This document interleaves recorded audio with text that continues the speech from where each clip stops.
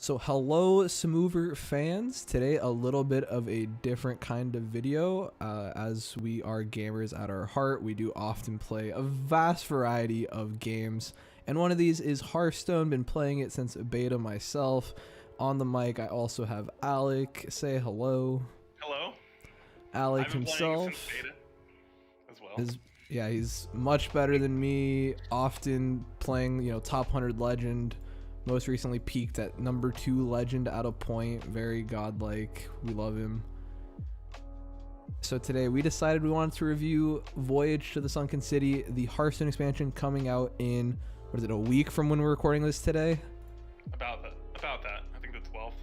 Yep. Yeah, so a week away. So we just wanted to give, our opinions on the cards, as right or wrong as they might be. And we're just going to go through the whole thing because it all dropped today, the final reveals of the cards.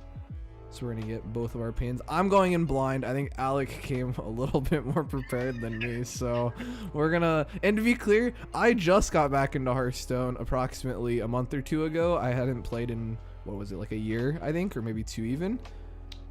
I think around there. Probably yeah, 2, but I think it's closer. Before that, though, I was, a consistent legend player, played in tournaments and everything as well. So we're not, not too new to the scene, but I'm a little out of date when it comes to the meta. But... It doesn't matter, we're still gonna be wrong. Yeah, Alec and me will just have drastically different opinions on cards, I'm sure. So to be clear, we're gonna go in order of the classes, mana low to high, and then look at the neutral cards. So we're gonna start with Demon Hunter and then go so on. So first up, we have Multi-Strike for 1 mana. Give your hero +2 attack this turn. They may attack an additional enemy minion. And it is a rare Fell card. How do you feel about this? So this card should be pretty good. This slots right into the Fell Demon Hunter deck. I was a bit questionable about it before I realized that Warblades wasn't leaving. So with this card, you're likely going to see a lot of it. Yeah. Okay. I mean, it does seem. I feel like if it wasn't a Fell card, this is just like a pretty mid. Like no one would play it, right? Well, yeah. Like, I mean, yeah. It's literally just because it's a Fell card that it probably sees play. Because, I mean, I guess +2 attack. You gotta clear something and then also just do face, maybe. Like, that's fine, right? Is that how this card works? Am I understanding that properly? I'm pretty sure it is. I mean, if it's not, it's a lot worse if you can't hit a minion and then go face. But I'm pretty sure you can hit a minion and then hit the face. So actually, this seems pretty decent then in the Fell deck, because it's just like more damage. Oh yeah, it's really good. Like, yeah, and like at 1 mana, like it's always gonna be able to see play. Other than that, it's a pretty simplistic card. Next up, we got Wayward Sage, 2 mana, 2/2. Outcast. Reduce the cost of the left and rightmost cards in your hand by 1. And notably, it is a Naga, which is the new creature type, right? I'm pretty sure. Yes. So Nagas are generally just spell-based creatures. They have a lot of spell synergies. That's about it about them. Yeah, I don't. This card doesn't seem like. I mean, like, this seems just like a good card, but I don't know where it fits into like decks. I don't know. Yeah, that's sort of the problem with it. Maybe Quest plays it. I doubt it. The thing is that a lot of these slower Demon Hunter decks can have this card get stuck in their hand. I was gonna rate these cards. Forgot about that. I have like oh, true. Yeah, you wanna? Yeah, let's go back. That's probably a decent idea to do. Do you want me to explain the rating system? Yeah, let's do this rating system. I'll follow online. All right, so I have 5. It's from 1 to 5. I have some half ratings in there for cards I think are in the middle. Okay. A 1 out of 5 card is unplayable, just complete garbage. 2 is bad, but generally not so bad that I think it's completely unplayable. Like it might see some play somewhere. 3 is okay. Generally cards that are like not like you're not like building a deck around them, and they're not like super strong, but you put them in your deck anyway. 4 is a card that is good, that you're happy to put in the deck, but isn't like deck defining. And then 5 is just overpowered or extremely powerful deck defining cards. Okay, I think I'm following. I got it. So for Multi-Strike, I have it as a 4. What was so 4 was it's the slots. What was 3? It's okay, but it's not like core to a deck, you know. I think Multi-Strike will be a 3 personally. I don't think it's yeah, okay. I mean, you know, I'm gonna later in this I'm gonna have some crazy opinions. I'm sure I'm gonna go crazy with it, but I think 3.5. Maybe 4 is a bit high actually. The thing is that Demon Hunter is losing Fell Screen Blast, so that it immediately replaces that, and I think it's really strong with I think it's really strong as a replacement. Regardless, moving on. Yeah, so Wayward Sage. Did I say I don't know if I said that properly the first time. I might have misread it, but yeah. So Wayward Sage. Already talked about it. I think personally, I don't think this is gonna see play at all. I think this is like a 2. I don't think it's actually a bad card though. Like, I feel like if you got this in like Arena, or I mean, I guess Arena Pro doesn't even have this. I don't know what the rules on that are nowadays, but like, I think it does. I think it always has the new expansion. Okay, so like I think like a card like this there, you're like not upset about getting it, but like it doesn't do like a lot, especially for an epic card. I don't know. I feel like epic cards always should have like slightly higher impact or be like a little more unique, and this card is very basic. It's just like using the outcast mechanic. I don't know. I actually don't know if Skull's rotating. That's I know Skull is an Outland card, but I don't know if they put it in the core set. Let me check real quick. Maybe that it's a Naga. It could be cool too. I don't know what Nagas are doing. I think this is the only playable. I think this would only be playable in an aggro. I actually have it as 3.5, but I think I agree with your 2. I think it's strong in a vacuum, but I think it's not going to be played. Yeah, exactly. And like I think you're right. I think in an aggro list it could see play, but like once again, I don't know. Outcast reducing the left and right most, like, so you have to outcast it and then hit a card like afterwards, right? Too. That's like interesting. I don't know. Like a lot has to go right for this card to be like strong in a play. Skull is rotating, by the way. So. All right. Moving on to the next card, the first legendary in the set, Ladies Thano. Okay, Thano. A 3-mana 2/4. Immune while attacking. After you cast a spell, attack the lowest health enemy, and it's a Naga. I'll be honest, first glance, this card seems pretty good, especially at 3 mana. I don't think it's meta defining by any means, but the fact that you're going to get a lot of value out of it, it shouldn't die. And also the fact that it's attack the lowest health enemy, not enemy minion, it seems pretty good to me. See, I think that this actually might be a 5. The thing is that it can just kill your opponent. Yeah, right. It can deal a lot of damage. It also has AoE flexibility, and cards like that are just generally insane. Like it either clears the board or kills your opponent, and that's a lot of flexibility in a card. Yeah, I think straight up this card is probably a 5 as well. I mean, I can see it just slotting into like any Demon Hunter list. Yeah, like any current list, they all play a ton of spells. You can just drop this late in a game, like you said. You know, while you're clearing the board, it's just like going ham, right? I mean, to be clear, like you can't have full AoE because it would kill it as far as like, because it only attacks like after. Aura? Yeah. What do you mean? Oh, you mean okay? Yeah. So you're saying like aura? Okay. Yeah. Like aura. But I can also just see you playing it in like an aggro list, dropping it on 3, and then if you don't kill it, like what are you doing, right? Like, and you have to have your opponent has to be the one attacking it or using a spell on it. You're never killing it yourself, right? So it's gonna be pretty sticky. I don't think it's gonna be that sticky. I mean, it's just 4 health, but I do think there's actually an interesting combo. You can play Ysera, which is really goofy, and then you can play like the buff spell on it, and then you can hit your opponent for 6. Oh yeah. With this, I don't think that's gonna be good, but it is kind of funny. I think generally though, this goes straight into the Fel deck, and it probably it sees playing a lot of quest demon hunters. I think just as extra damage. It's probably not gonna just kill your opponent on its own, but it is powerful for what it does. Yeah, definitely. All right, moving on, we have Predation at 3 mana, deal 3 damage, cost 0 if you played a Naga while holding this, and it is also notably a Fel card. First glance, it's just deal 3 damage in a Fel deck. I don't know. Maybe this would be good in. Yeah, this is a Fel spell. Maybe this would be good in like aggro. I don't know if like 3 damage is pushing you over, but it's like it could be effectively deal 3 for free. maybe the fact that it's fell once again pushes it a little bit more because it can be in a fell deck, but so I think I-beam's just better. Yeah, I'm not very impressed by this card, to be honest. I don't think you want to run 4 I-beams because you don't even run 2 right now. Yeah, I have it as a 1, so. I see this being a card where if Demon Hunter, like aggro Demon Hunter, becomes like the meta, like I think this could slot in. But I think the issue with this is that like it's just like the pushover damage. Like it doesn't draw you a card or anything even, so it doesn't give you more. You run out of fuel really fast playing cards like this, right? But other classes can get away with playing things like this, so maybe Demon Hunter can. Well, Demon Hunter does have a lot of draw. I see the problem is that the Demon Hunter Nagas aren't that great on their own. Yeah, like that's what I'm noticing. I mean, like we just did give that other card at 5, but that really only sees play in like really spell heavy decks, and aggro decks don't want to be spell heavy, so.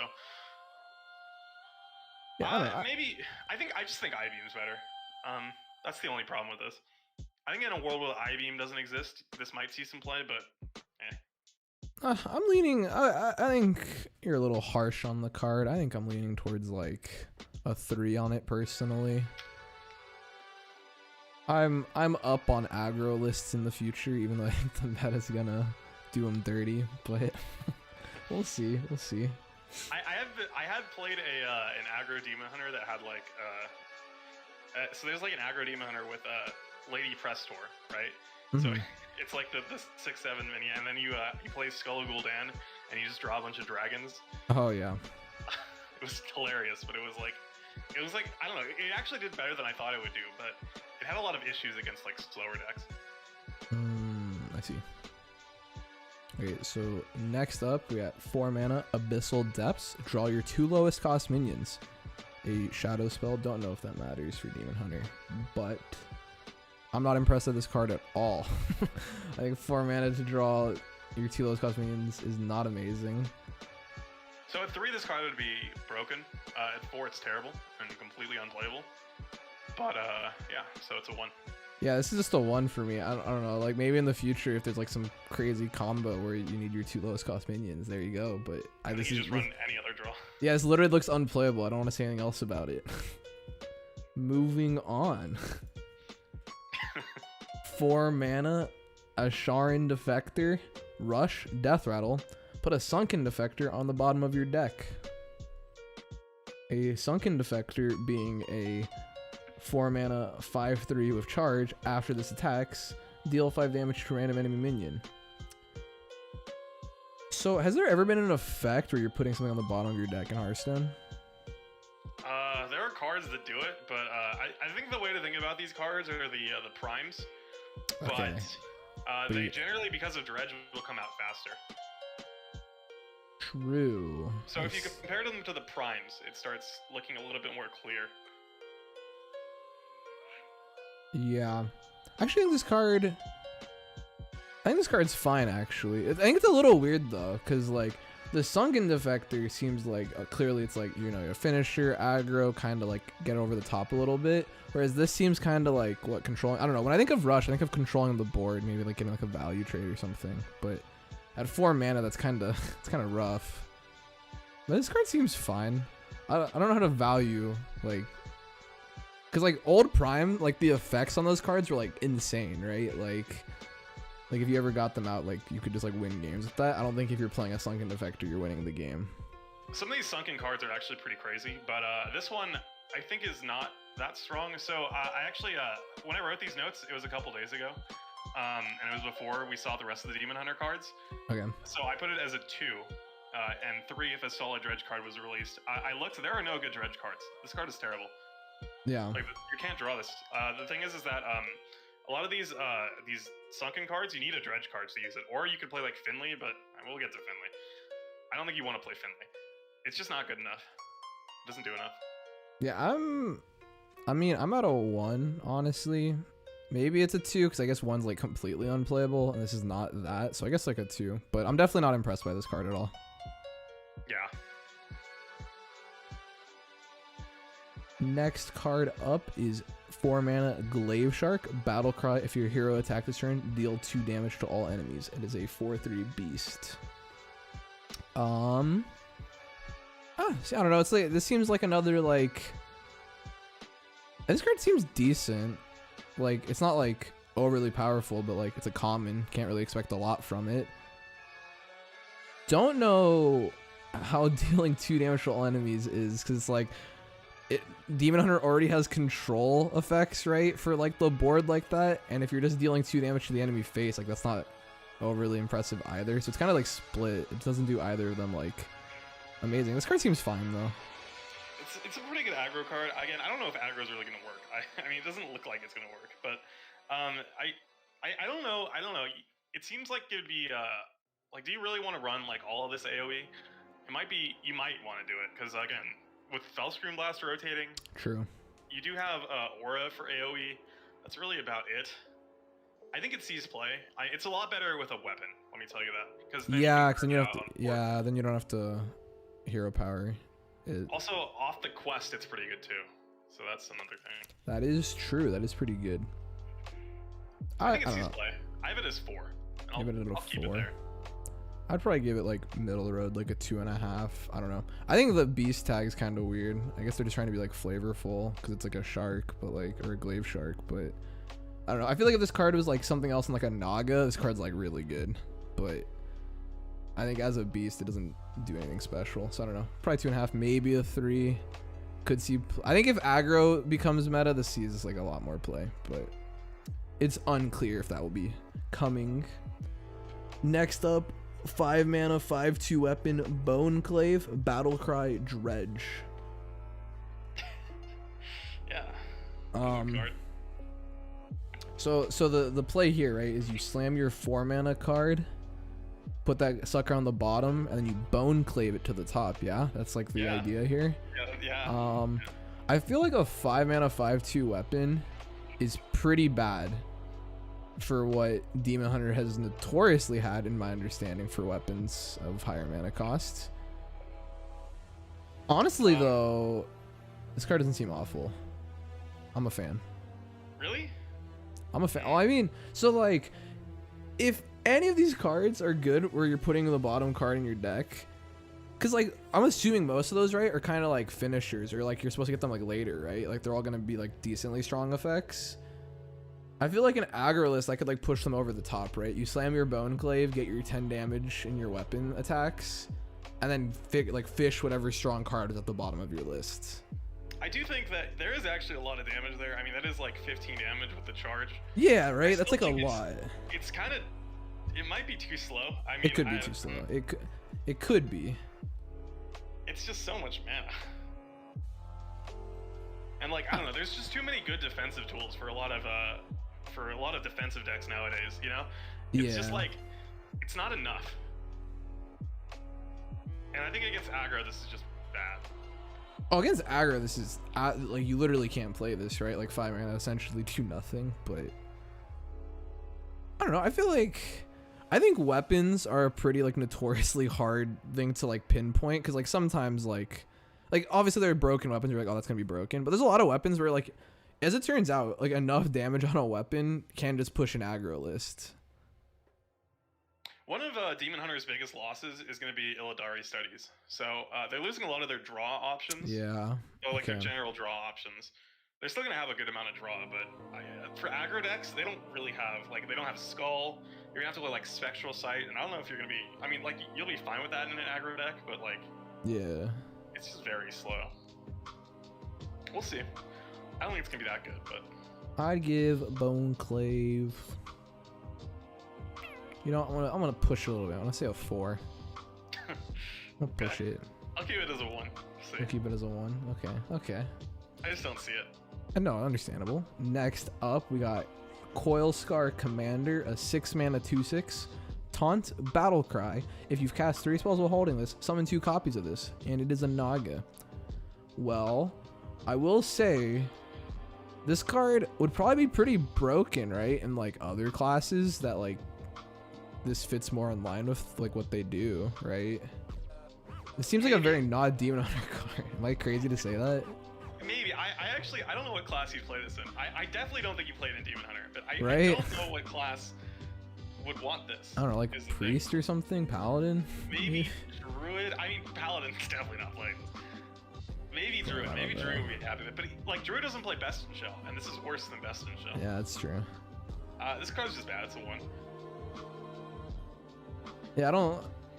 Maybe I don't see the future of Demon Hunter, but I have to give this a 1 from what I've seen from them in terms of meta. I don't know. It seems so out of character for them, right? But, I think the future of Demon Hunter is likely going to be questline with some Naga, like a small Naga package, or maybe it goes into like an aggro. Dude, here's your Naga package, bro. Look at that. This is not part of the Naga package. This is part of the Naga package, bro. It's going to be the legendary and another legendary later. Okay. Nothing else. Moving on. We're not impressed by this card. And lastly, their second legendary card, 7 mana, 3/6, Zillag of the Abyss, Colossal, +4. At the start of your turn, increase the damage of Zillag's stocks by 1. And the stock being a 2 mana, 1/2. At the end of your turn, deal 1 damage to a random enemy. So a Colossal minion, by the way, it summons these tokens when it's played or summoned at all. So Colossal +4 means it summons 4 of these stock tokens. And each one does 1 damage at the end of the turn. This card seems pretty good. I think it's fine. I don't know what deck this goes in. Like, you put this in like Big Demon Hunter, I don't think it's gonna be a good deck.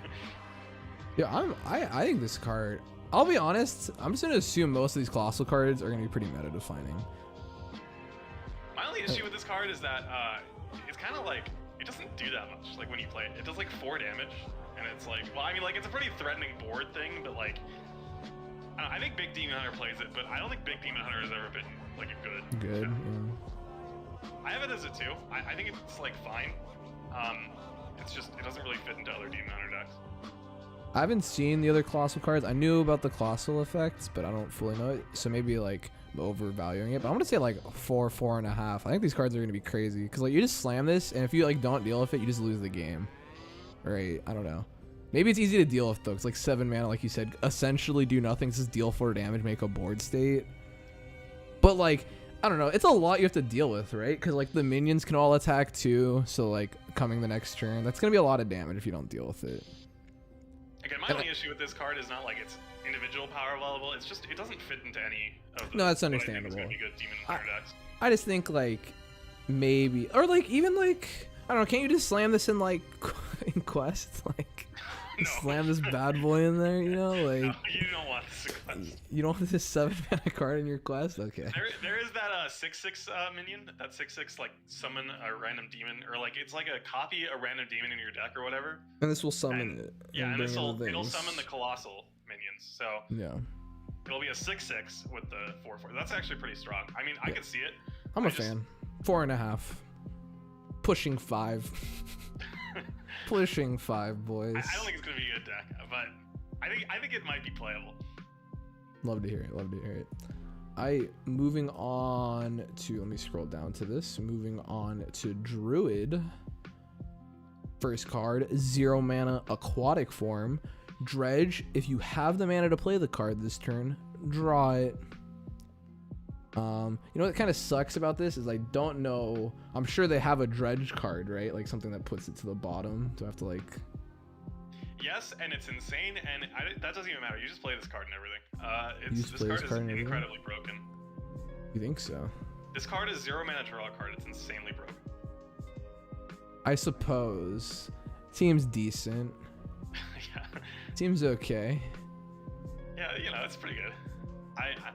This might get nerfed. I actually don't know how you nerf this. I guess you make it 1. You make it 1 mana, right? Yeah. I mean, it's just so crazy. This sees so much play. This is in every Druid deck. At first I didn't think that this saw play in like slower Druid decks, but no, you play it in every Druid deck. Every single one of them. I'll give it a 4. It's a 5. It's a hard 5. I'll give it a 4. It's not meta defining. All right. Next up. It's meta defining and broken. Oh, you have that as both. Oh, yeah. okay. Okay. Well, I mean, you like, have so the broken effect. I understand. Yeah. Okay. Next up, 1 mana, Asharin Gardens. Give all minions in your hand +1/+1. Put a Sunken Gardens on the bottom of your deck. Sunken Gardens being give +1/+1 to all minions in your hand. Oh my lord! Wait, what? Wait, wait, wait. Oh wait, hold the phone. Wait, that's not okay. Wait. Am I reading this? Am I understanding this right? Yeah, no, it's an invigorating sermon for 1 mana. Yeah, wait, what? So I was looking at this card and I realized that Druid actually, like, Beast Druid actually runs a lot of spells, is the thing. So the thing is that this is just Mark of the Lotus, so that's already crazy. Yeah. So, I mean, like, this card's a 5, but like, I don't know if it's as broken as I thought it was initially, because Beast Druid just runs so many spells. So like the deck and the hand isn't as good as it looks, but I mean, it still is just 1 mana. Yeah. You know, Mark of the Lotus. Yeah. And you can copy it with Moonlit Guidance. Yeah. We actually are losing Umbral Owl, so that's actually an issue. But I still expect this to see play in like token demon or token druid lists. Yeah, I think, dude, I think this is like a 5. Yeah. I think I think you could definitely like build like a more like a token list that's more oriented towards something like this effect, and then just like force it a lot of games, you know? Because it seems like really solid. It just seems like a strong, like, I don't know, turn 1 this aquatic form, get the other. Am I like crazy, right? And then you just like win. Like, I mean, that'd be like the nuts draw. You have to wait till turn 2, but you know. Yeah. But like, still, that's insane. That's insane. I mean, I guess you're not slamming a lot of mains in that scenario, but this is 2 smugglers runs plus Kalaseth plus Mark of the Lotus. Yeah, it's kind of crazy for what it is. Huh. Interesting. Next up, I thought this was the Dredge crazy broken card you were saying, by the way, and I was not impressed, but now I understand it was the other card. 1 mana 1/3 bottom feeder, Death Rattle. Add a bottom feeder to the bottom of your deck with permanent +2/+2, and it is a beast. So this card is good though. I think you just put it in the deck. I mean, this card you also want to dredge it, so yeah. I mean, it's not better than the other card, but it's still like a 4. Yeah, it's a 1 mana 1/3 beast. Like, what's not to love here, right? Diremol used to see play, so back in the day. Yeah, I'd give this like a 4. I think you just put it in that list. I don't think it's like, I don't think it's insanely broken, but it's definitely just like better than other cards you'd put into the list. So yeah, it's definitely solid, especially since after it dies, you can aquatic form it on like turn 2. True, yeah. And you just have it 3/5. Like it comes out pretty fast. Yeah. And I mean, you can keep doing that, right? Like, you can bring it back again. So, yeah, I think this is a solid 4. I have it at a 4. Next up, 1 mana 4/4 Dozing Kelp Keeper. Rush starts dormant after you've cast 5 mana worth of spells. Awaken. What card is this like? There used to be a card that was. What was it? I thought of this as a reverse Arcane Tyrant. Yeah, okay. It's like you have to play it first and then you play the spells. Yeah. It seems good. I actually, when I realized that Nourish is a spell that you play, it seems like Druid actually might have enough ramp to make it work. I mean, actually, at the same time, the ramp is so slow. It's like you have Wild Growth on 3, and then you have Nourish on 5. And it's like, that's all your ramp. And then you have Guff. I mean, Guff is still really good, but I don't know. Without Overgrowth and without, like, all their other mana options, it's just like, is Druid really going to be able to play slower decks? It's hard to say. My instinct is no, and this card helps, but I don't know if it helps enough. Yeah. I don't know. I'm not impressed by this card. I don't fully understand where you want to be using this card. I mean, it's just a 1 mana 4/4 rush. I mean, that's pretty good. Yeah. I think you put it in every slow Druid deck, like every spell-based Druid deck. You would definitely put this in like the current Druid list, like the ramp ones, because it's just crazy. But without I guess that Lightning makes Bloom, sense. Yeah. they have like Innervate. I don't know. It's a little questionable.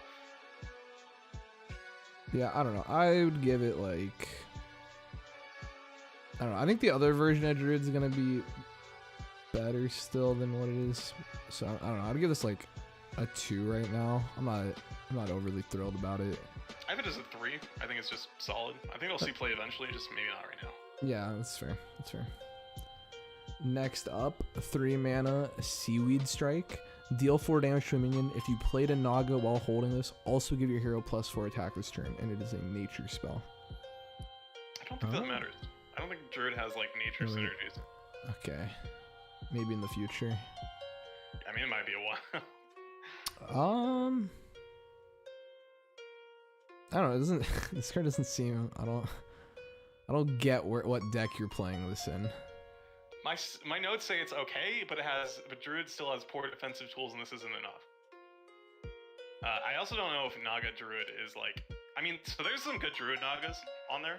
I see them in the future, yeah. Yeah, they're. Other than that, I don't know. It doesn't seem that good. I have it as a 2.5.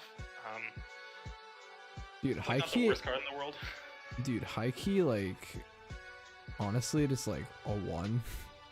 I'll give it a 2. I'll bump it down. I'm giving it a 1. I just don't see where this card sees play. Like, it's not like, once again, this is like the text on this card isn't bad. I just don't see where this sees playing constructed, like at all. Like, Druid like hardly ever really cares about like. I don't know. When do you need to deal for damage remaining, and then like the relevant +4? Like when is that? Like when do those two things come into action where you're like, oh, this was such a powerful churn? I don't think it's gonna happen enough. I don't know. Perhaps. I mean, removal is always good though, and Druid really does lack removal. That is always Druid's weak point. That is true. That is true. Next up is Flipper Friends, a 5-mana spell. Choose one, summon a 6/6 Orc of Taunt, or 6 1/1 Otters with Rush.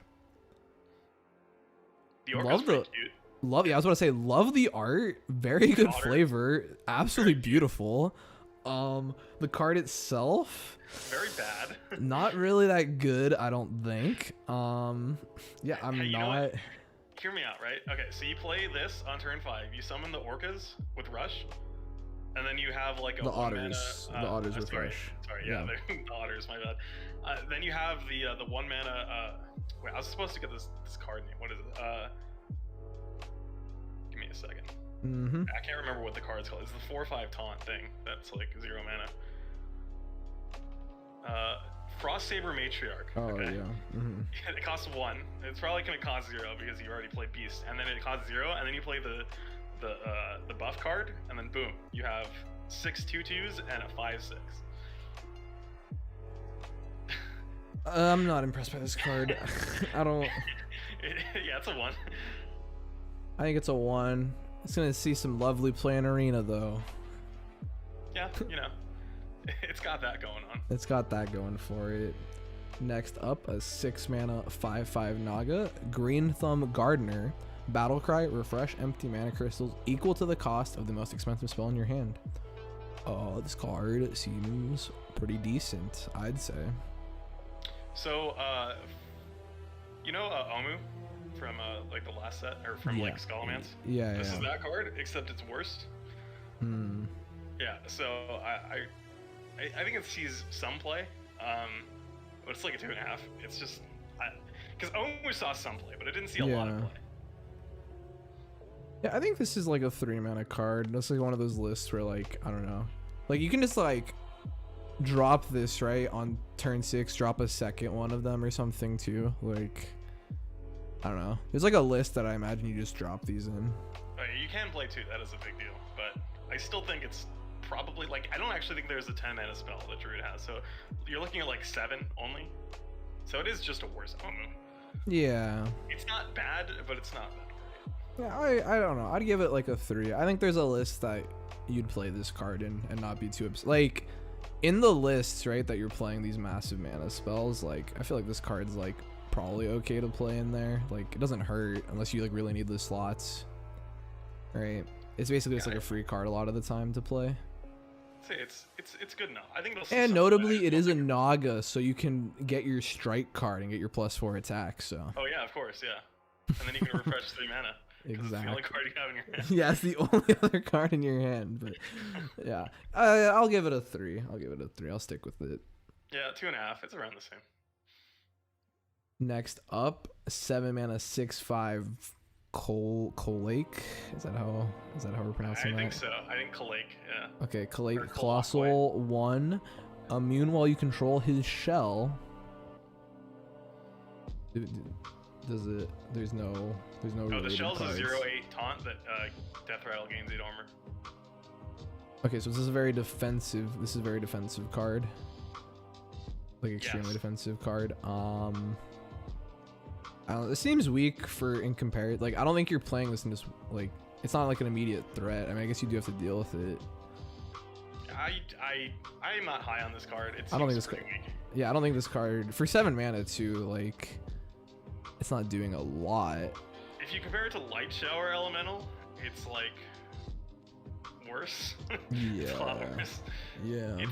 It's okay. It's like a 1.5 or a 2. I think it might see play if Druid's really desperate for defensive options.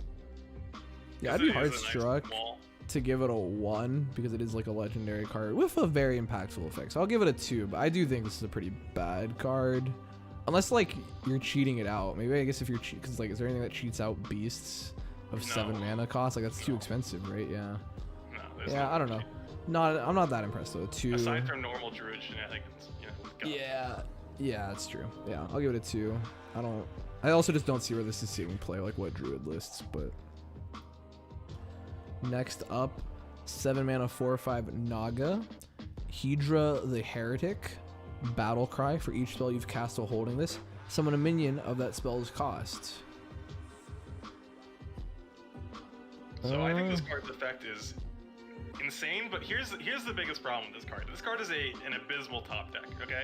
You top deck this in the late game, like you don't have this card in your open. So basically you have to keep this card in your opening hand and then do nothing with it. Yeah, it's a turn 7. So you have to like draw it just doesn't like work. You know, it doesn't come together and like work out that well. It's not terrible, but it's really I don't know. I don't think it's very good. I think it's like a 2. I'm not a big fan of summoning minions of like random spell costs just because like I feel like you can hit so many bad minions on so many of like 3, 5, like I don't know. I feel like there's so many garbage minions that you can hit. Like I feel like the breaking point's always like I don't know, 8's always like a good mana thing, you know, or like 2's pretty safe, but like 3 and 5 I feel like there's a lot of whiffs. And like you said, like you have to be holding this for like so long for it to be like good, right? Like okay, reasonably what? Like if you play 2 spells with it in your hand, like you're probably happy or like okay with it. Yeah, I think 2 7 mana spells, but even still, that's still kind of weak. There's a Naga though, so once again, Seaweed Strike. Seaweed Strike. I don't know about that. Seaweed Strike, baby. I think it's better than their other legendary, so I'll give it like a 3, cause like I could see it. I think it'd see play, honestly, but. Yeah, I think its effect is a little misleading to its power, because it would just be like a dead card in your hand for a while. Yeah, it's a little sus. It's a little hard to make work, I think. Next up, 7 mana Miracle Growth. Draw 3 cards, summon a plant with taunt and stats equal to your hand size. I don't know, when I look at this card, it looks...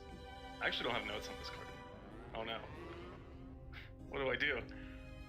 No, when I look at this card, it seems kind of weak. I mean, like, it doesn't seem that bad, but it seems just very expensive. Yeah, no, 7 mana seems crazy for this kind of effect. At the end of the day, it still is card draw, and it is Druid, so they'll still have a lot of it. And it's a, you know, it's a nice little defensive stopgap, so it's not the worst thing in the world. It's probably like a 2.5. I was leaning towards the 2 personally. I don't think this card's great. It is very slow. Like, yeah, drawing 3 cards is good for Druid, but like, it is 7 mana to do that. Like, that's a lot. And then like, I don't know, realistically, what kind of taunt are you summoning? Like a 6/6 maybe? Like, I don't know how full. How full is your hand?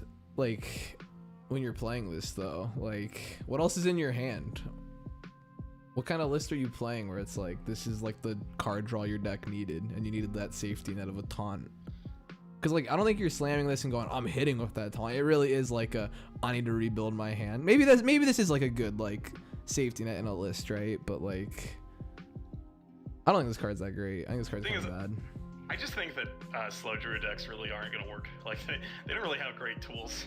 Yeah, I don't think this card's that good. Plus they have about 27 mana cards now, so... Like, how many are you gonna play? You have to play scale. I'm setting this 2. It's a 2. They say less king, so that's the last Druid card, right? Yeah. Moving on. For the record, don't really play either of those classes. Smile. They're my 2 most played classes. Next up, Barbed Nets, a 1-mana spell for a hunter. Deal 2 damage to an enemy. If you played a Naga while holding this, choose a second target. So I don't know. I don't know if the rest of this text matters. I think you should play this in Quest Hunter. Yeah, I was gonna say this card seems like an auto include in that, right? Like, I don't think there's. You have to think about it.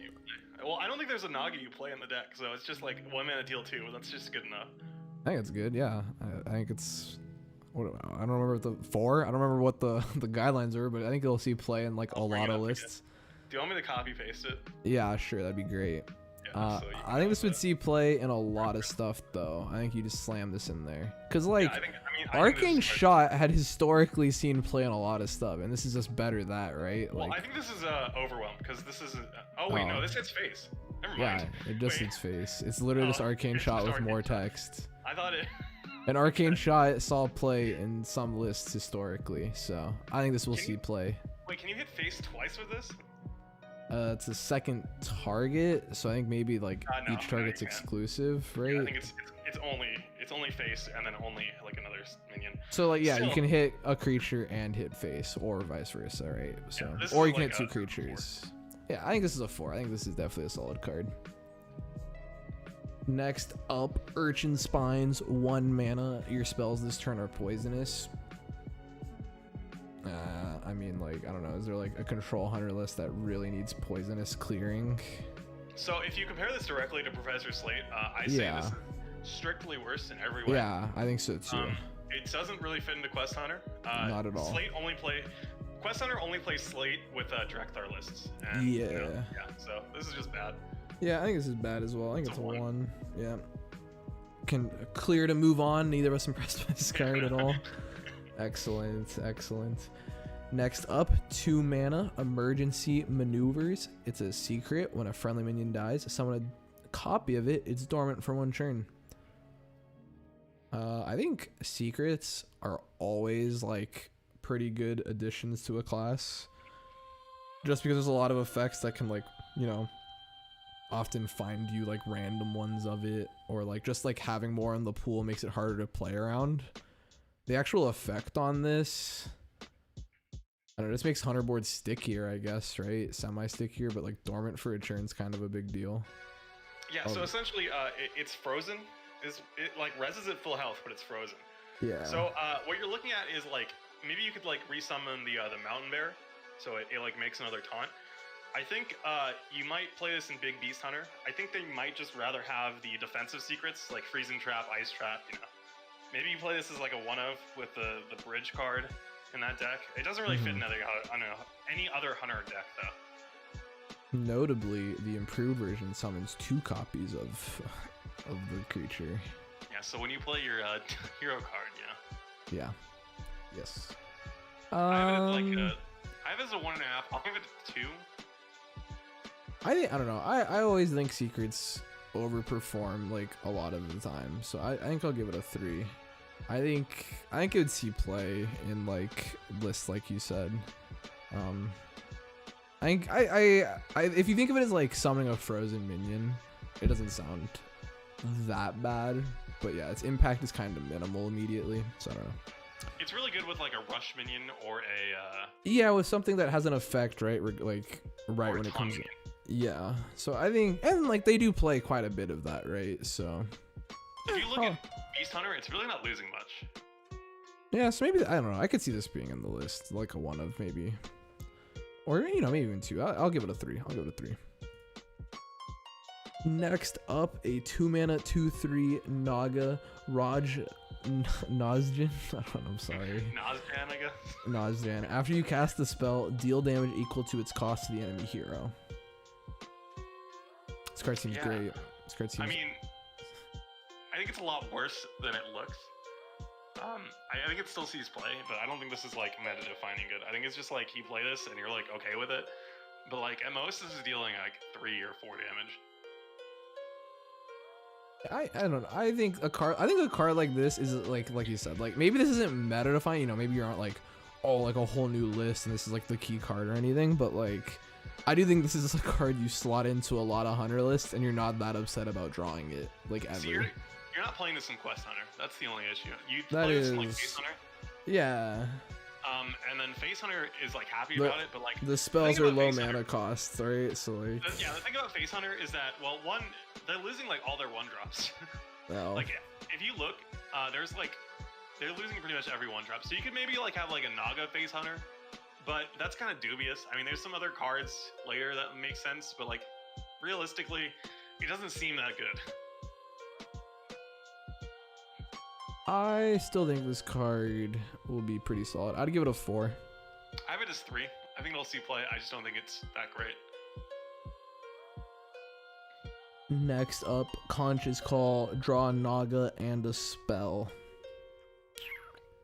So it really depends how good you think Nagas are. But I like, think this seems play at some point. I was gonna say, more card card draw in Hunter always feels good, especially when it's like targeted, right? I give it like a, honestly, I'd give it like a 3. Yeah, I have it 3 as right now, possible 4 in the future. It's a little slow for like a face deck. It is a little slow. It is a little slow. I just think Hunters always love drawing cards. It's never a bad thing for them, you know? But it is a very simplistic card. It fits a slot. I don't know if that slot exists right now, you know? Yeah. Next up, 3 mana, 3/2 weapon, Harpoon Gun. After your hero attacks, dredge. If it's a beast, reduce its cost by 2. I don't. Have we explained what dredge does? I like hovered over it. Look at the bottom 3 cards of your deck, put 1 on top. Hence why it's good with the cards that put something on the bottom of your deck. I think this card seems pretty great. So the thing about these dredge cards is that I feel like they need to have. They need to do more than just dredge. Like there's cards later that just say dredge, and those cards I think are bad. This card I think is good, but I think that. I think this goes straight into the Beast Hunter deck that I was talking about. Yeah. I don't know. I don't think there's another type of Beast Hunter deck that you play right now. I think you'd probably play this in a lot of decks, but I don't know what like faster Beast Hunter decks are played. You could play right now. I just don't think there's enough beasts. But Big Beast Hunter, you know, that's a deck. I think this card's insane, actually. I think it's like a 3 mana 3/2 weapon, dredge. So you're gonna like decide what you're putting, right? Or like what card, right? You're basically drawing next, semi, like, you know. And then if it's a beast, you get an additional effect, which I think is just all this like icing right on top, like you're saying. I think this card's insane. I think this card's ridiculous. I have it as 3. I'll put it at 3.5. I don't think it's gonna be in every Hunter deck, and I just don't think it's I don't think it's like a 4 worthy. I think it's a 4. I think like any lists that are playing beasts, I don't think you're that up like, I don't know, more than one beast. Like if you're playing like 4 or 5, I think you could just, I think this card might be in there. Like anything that has, which like most Hunter lists play some amount of beast usually, right? Like it's only the spell oriented ones that don't, which then like, yeah, obviously this doesn't see play in there, right? Because like it's just a 3/2 weapon at that point. Well, the thing is, Hunter doesn't really have very good beasts right now. Again, it's just the big beasts that they're. But like, I don't think you need great beasts. Reducing something by 2 is kind of crazy, because it's like, like you said, like it's like if you're playing like a 5 mana card for 3, that ends up being crazy. Or if you're playing a 7 mana card for 5, that ends up being crazy. Well, yeah, you just put this in Big Beast Hunter. That's it. I just, outside of that, I think it's a little, I think it's a 4 for right now. I think dredge is a crazy good mechanic. Next up is a 3 mana spell, Naga's Pride. Summon 2/2 lionfish. If you played a Naga while holding this, give them +1/+1. Is there a Naga that costs?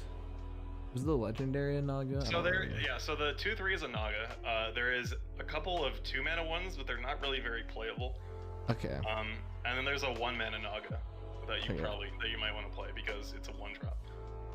Okay, well this card is extremely good if there's Nagas that are 1 and 2 mana. Because if you're playing this on curve, you're very happy. Yeah, this is only good if you play it on curve though. It's bad otherwise. Oh yeah, this card's. I mean, this is definitely just like in an aggro, like I guess like an aggro list, right, or something. Like I don't know. It really doesn't do a whole lot in anything else, but. You didn't play when Thief Rogue was a thing, but they have a 3/3 that copies itself. Okay. So you played Maestra, and then you'd play the 3/3, and it would always proc on turn 3. Yeah. So that deck lost. That actually was not what made the deck good. So it had this. It had a 0 mana 4/5 rush.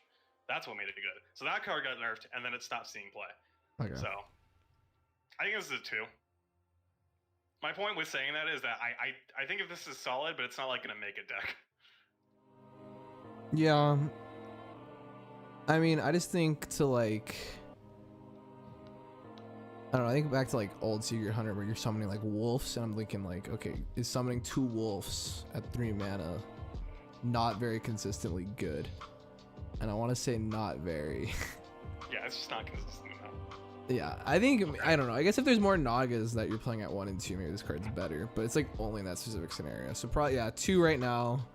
I guess maybe 3 if there's more Naga cheap support in the future. Kind of doubt it, but we'll see. Next up, 4 mana 3/3 Azarn Saber. Definitely butchered that. Rush, Death Rattle, put a Sunken Saber on the bottom of your deck, and it is a beast.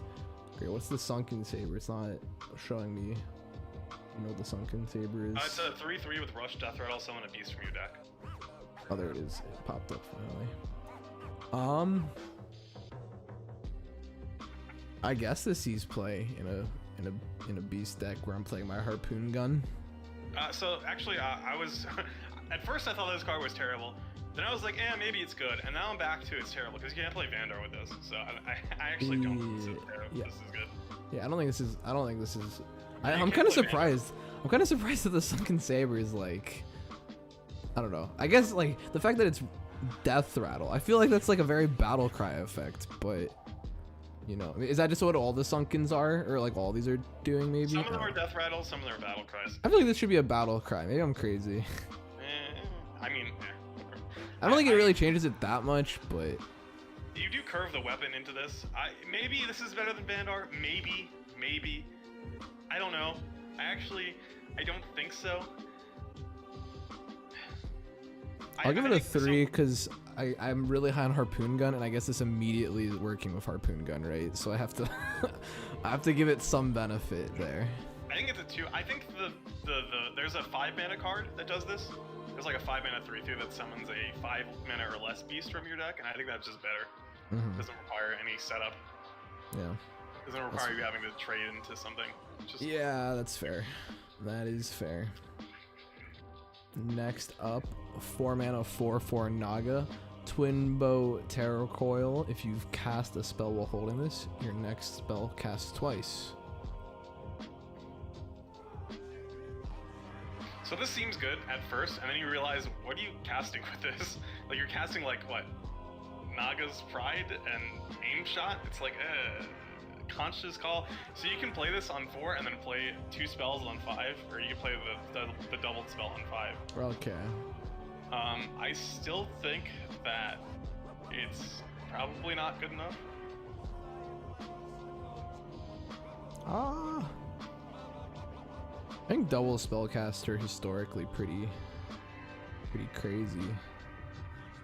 Yeah, I mean, it's just, I don't know. I don't really see it. What do I have it as? I have it as a 2. I just don't think it fits into anything. Yeah, maybe it's fringe play. Yeah, I guess a 2. Yeah, it doesn't fit into any of the lists that I think Hunter's being pushed towards, so I guess it's a 2. It's just too expensive. Guess it's a 2. Next up, 7 mana 5/5 Hydrolodon, Colossal +2. Battlecry, give your Hydrolodon heads rush. And eventually it'll show me what the heads do, I believe. Okay, so when they're just death rattles. Oh, there we go. Where if they die and you have the body, you summon 2 more. Oh. So basically, you're getting 4 heads. Yeah. So you get 2 that can attack, and then 4 just on the board. Yeah. I guess this is pretty good because this is a beast, huh? Yeah, it's just in Big Beast Hunter. You just put it in. It's not that great. I think this is, you know, I mean, I guess I forget like if 4 has to be like in every deck, but since I think Beast Hunter will be good with my dredge effects, I'll give it a 4. I think a 4 can be, you know, it's like really good in one deck. I just don't think it would be that good in Big Beast Hunter. I think it's a 3. I'll give it a 4. I think it's pretty, because like if you're like getting this on 5, like if you just like magically, like if you're playing this in your list, occasionally it's gonna be on the bottom of it, and with my harpoon gun, I'm getting it early, right? Yeah, of course. So I'll give it a 4. I'll give it a 4. That rounds out Hunter. Moving on to Mage. Before we start this, I will say that I think Mech Mage is terrible, and actually I think by extension Mech Paladin is terrible too. I looked at all the mechs. There's about 11 mechs that you'd ever want to play in your deck, and of them they all look terrible. There's like Mech Mage has like 2 good cards that it wants to play, and that's about it. Mech Paladin has slightly better cards, but again, there's just not enough mechs to make it work in my opinion. Makes sense. Well, we'll see the cards individually, but yeah. First up in Mage, 2 mana, Gifts of Ashara. Draw a card. If you played a Naga while holding this, do it again. So what actually seems really good to me is Naga Mage, because first of all, it has 2 mana draw 2. There's other Nagas that are insane in Mage. So and just generally like spells and Nagas, they go well together. And Mage, you know, it has a lot of spells. So I expect Naga Mage to be good, because I think that you can make a pretty coherent deck out of that. Yeah, I mean, if you're playing Nagas, this card's clearly like an auto include, right? 2 mana draw 2 is always insane. Yeah. In that case, I'll give it a 4, because it seems pretty good. 2 mana draw 2 is always pretty good. What do I have it at? I have it as 4.5. Oh, this is a crazy card. Okay, next up, 2 mana 2/3 Spell Coiler. Battle Cry. If you've cast a spell while holding this, discover a spell. That's crazy. Yeah, this card's really good. That is really good. This is one of the better Naga cards. This is like what's it called? I can't think of the name. The 1/2, the Wand Thief. Wand Thief. That's what it is. Yeah. Is this better than Wand Thief? It's about the same. It's about the same. It's still a 4. Yeah, it's a 4. This card seems just really good though. I don't know. Discovering a spell in Mage is always just so good, because this is more value. And 2 mana 2/3, you're never upset about that. I went to check if First Flame is still in the format. It is actually. So. Oh, that's pretty good. That is a pretty crazy spell to have. That is pretty good. It's just 2 spell procs. Yeah. Next up, the first mech, 2 mana 3/2 Trench Surveyor. Battle Cry Dredge. If it's a mech, draw it. So this is a good card, but again, the mechs outside of this, there's one other good mech that you want to play. The other ones just suck. They all suck. They're all so bad. So if you're playing the Colossal Minion though, you're dredging it every time, because it's obviously on the bottom of your deck. So this is a 5 must include. I'm giving this a 2. I really don't see it. That was a joke. I don't know. Is the dredge the thing that's putting on the bottom the sunken thing? Is it a good mech? Am I gonna care about dredging it? Okay, then I'm gonna. Okay, so it casts Omega Assembly. That's what it does. It's a 3/4. It casts Omega Assembly. Oh. I don't know. I think it's a 2. I think a 2 mana 3/2 with possible upside in pushing an archetype could be okay. Maybe sees play. I mean, it's see play in a list that's playing mechs, right? So. It would, but I still don't think that's good. Yeah. Okay, next up, 2 mana Volcanomancy. Choose a minion. Okay, I'm slow. Okay. Choose a minion. When it dies, deal 3 damage to all other minions. So notably, you can pick one of your own minions, huh? Funny thing about that is, there's a card later that I actually struggle with, and it's just a regular word. I'll get there when we get to it. Okay. Yeah, so this does work on your own minions. It is kind of weird, though. This card, all other minions. Yeah, this card seems weird. I actually kind of like it, though. I think it's an interesting card. I also don't think it's actually bad. In the current moment of things, I don't actually see where I'm slamming this in my decks all the time, but you're discovering spells often, right, in Mage, and I think this is just a solid card in some scenarios. So yeah, I'll give it 2.5. Because if you're versing like token stuff too, right? You slam this on it, hero power, and then you're just dealing 3 damage to the rest of the board, which ends up being pretty decent into some lists. I'm gonna give it a 3. Siphon Mana does exist, and this card does get better with Siphon Mana. Yeah. Yeah, I think 2.5, 3 around there. Yeah, I'm gonna give it a. Play it in decks, but. No, yeah, I'm gonna give it a 3. I think it's just a decent card. I could see in the future someone finds some interesting, you know, combos or scenarios where this card is an auto include, but I don't brain slow, can't think right now. You know. Next up, 3 mana, 3/4, Ajaran Sweeper, Battlecry. Put a Sunken Sweeper on the bottom of your deck, and it is a mech, pushing that mech archetype. Love it. Add 3 random mechs to your hand. We're loving the mech meta. Yeah, this card is bad. This is an auto include in my mech list, so you probably do put it in the mech list, but that's not really a good thing for the mech list. Maybe mechs are gonna be good. What? You know, maybe mechs are gonna be good. We just don't know. Maybe. I doubt it. I'm gonna give it a 3. I'm a believer. The next card is the only reason mechs are gonna see play, and I mean, well, the next 2 cards. This card is just not that good. I'm gonna give it a 3. I'll give it a have 3. it. You probably have it like a 1. I think I have it as a 2. Okay, not I have it as a 3. Well, I'll give it a 2. Ooh, oh, okay. Next up, Mecha Shark, a 4/3 mech. After you summon a mech, deal 3 damage randomly, split among all enemies. Yeah, this is absolutely a 4. This is an absolute 4 for me. This card is crazy, but like it's the only good card in the deck. It's like the only good card in the deck. I guess by our definition, this is a 5 for me because it's deck defining. It literally makes Mech Mage a possibility. Yeah, but you know, it's just I don't think it's a good deck. Yeah, I'll give this a 4. Like, no joke. I think this card is pretty crazy. Mechs have always, like, historically, like old mechs, like on their own, each mech card was kind of like whatever, but then like playing all of them in unison in a deck makes them like stupid, right? So maybe this is just like the same scenario where I'm looking at all these individually and I don't see it, and then Mecha Shark just like brings it all together. So you know? Here's the issue. Again, I looked at each mech. There are about 11 mechs, or 11 to 12 mechs that you want to play in your deck. Mm-hmm. There are no other good cards. The curve stops at 3, and then it goes from 3 to like 8, and there's just nothing in the middle. Yeah, that's rough. It's a little questionable. And that's I rough. Mech support will come again though. I think with support this card can be good, but I think standalone it's like a 4. It realistically is going to be like a 2 for the next expansion.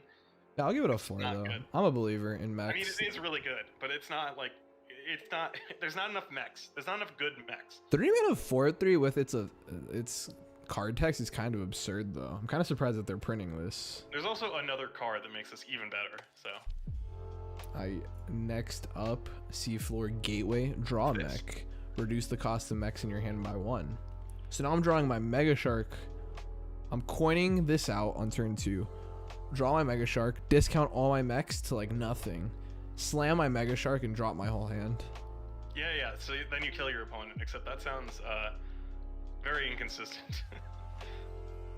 Again, there aren't actually very many cheap mechs either. So, is this card good? Yes. Is this going to see play? No, not without more support. I will give this a 4 because it's core to Mech Mage if it happens. I'll go with 2. I just think all the mech cards are. That's fair. Yeah, that's understandable. Next up, 4 mana 3/5 Naga, Commander Savara. If you've cast 3 spells while holding this, add those spells back to your hand. That's a pretty cool effect. It is also a 4 mana 3/5.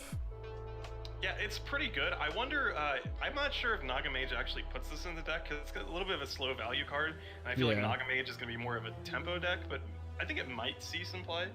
This card seems very good. Like, I actually have it as a 4.5. I was pretty confident when I wrote these notes, but I'm in between it. I think it's more of a 4. I think it sees play because it's just good. Yeah. I don't think it's deck defining. I don't think you like. I don't think it's deck defining. I think it is a very solid card though. I think you could like slot it into a lot of mage lists, like, and not be too upset. Oh yeah, you could just put this in any deck, couldn't you? Yeah, because it's like, I don't know, your other spells, you generally want them back, right? They're kind of cool. It is just 4 mana. Yeah, you know what? I remember why I thought I was high on this. It's 4 mana, 3/5, draw 3. That's why. Like, that's kind of crazy. Like, So, yeah, I think it's good play. I'll give it a 4. I don't think it's deck defining. Yeah, when I thought that, I was like, oh yeah, that's pretty good. So yeah, 4. Right, makes sense. Next up, 4 mana 2/5 Naga, Spite / Siren. After you play a Naga, refresh 2 mana crystals, then switch to spell. So after you play a spell, refresh 2 mana crystals. Is that what that means? Yes, yeah. Then after you cast a spell, refresh, and then switch back So, yeah, to you Naga. play Naga, you get 2 mana. You play spell, you get 2 more mana. Then it goes back. Well, this seems like it'd be an obvious include in a Naga list. I will say that it's kind of hard to use this. I mean, you can play It this is on like pretty 4, difficult, and yeah. then you could just like ruin your opponent. Love the art. Yeah, it is pretty colorful. I think it's more of a 3. I think eventually this sees play. I think eventually this sees a lot of play. I just don't think it sees play right now. I'll give it a 4. I think if Naga Mage, I think in my mind, I'm under the impression that Naga Mage and then Mech Mage will exist, so these cards will be like obvious auto includes in those lists. Because they don't have a lot of other support, right? So you need to include these cards in them essentially. Yeah, there's actually a lot of good Nagas. Okay, well, I like this card even more because then I'm playing Nagas and swapping between the two. You So probably could just put this in the deck though. I think it's a 4. I have it at a 4. I'm Yeah. high on it. I'm high on all these cards. You know, I'll give it a 4. Next up, 8 mana 5/7 Gaia the Tectonic, Colossal +2. After a friendly mech attacks, deal 1 damage to all enemies. And the drills are 2/3 rushers, so you'll be rushing and dealing 1 damage to all enemies. Don't actually think this card's that amazing, but since it's a mech, I think it's a 3 because I'm including it in my mech list. I mean, it's a 2.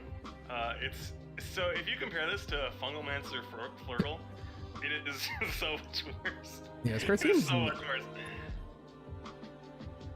card seems pretty bad, honestly. But it's like, it's not going to be the thing that makes Mech Mage good. The thing that makes Mech Mage good is going to be that 3 mana 4/3. Yeah, it's gonna be the aggro aspects of it, and this is like very. And you might, very I don't even know if slow. you play it in that deck. I mean, the thing is, again, the problem is that if you don't play this, the curve stops at 3, and then you have nothing after 3. And No, I it's think like, this. I think this makes the list. I think it's like even like, you know, old Mech Mage all in the day. You would slam like something in the back curve just like in well, you hopes used to that like it. Antonitis, and then you like stealthed it with the. Ah, that's true. You're right. There was other outs, huh? Speaking of, you know, if you had Clockwork Note, these mechs would seem a lot better. That is very true. Anyway, still. I'll give this a 3. I think it's okay. Not core to the list, but we'll see some play. I think we're looking at a 2. Fair enough. Fair enough. I mean, you also just hate the mechs, so.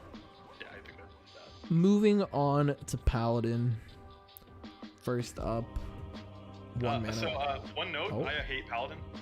That's fair. We'll speedrun it. We'll speedrun it, friend. No, it's Holy cool. Maki roll. Restore 2 health. Repeatable this turn. Oh, we love repeatable this turn. Oh yeah, Echo. Echo. Beautiful. Wait, this card's clearly decent. This is Forbidden Healing and just better. Right? Yeah. It's not.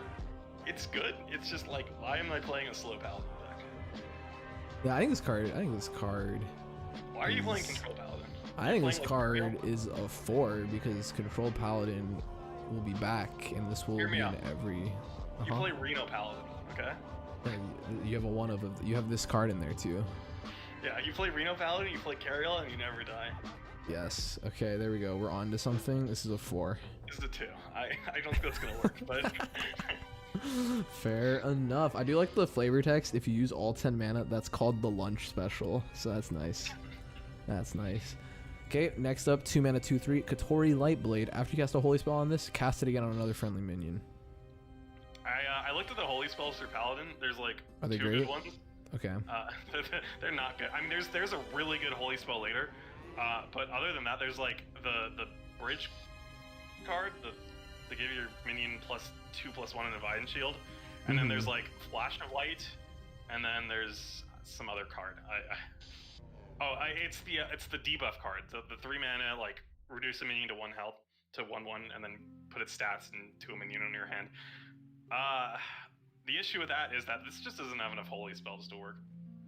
I think in a world where you had a Hand of a Doll still, this would be good. Okay, so that stuff is gone. Yeah, so Hand of a Doll is gone, so you're probably not playing this. I think this is a 4. I think this card is still crazy. I think it can be crazy.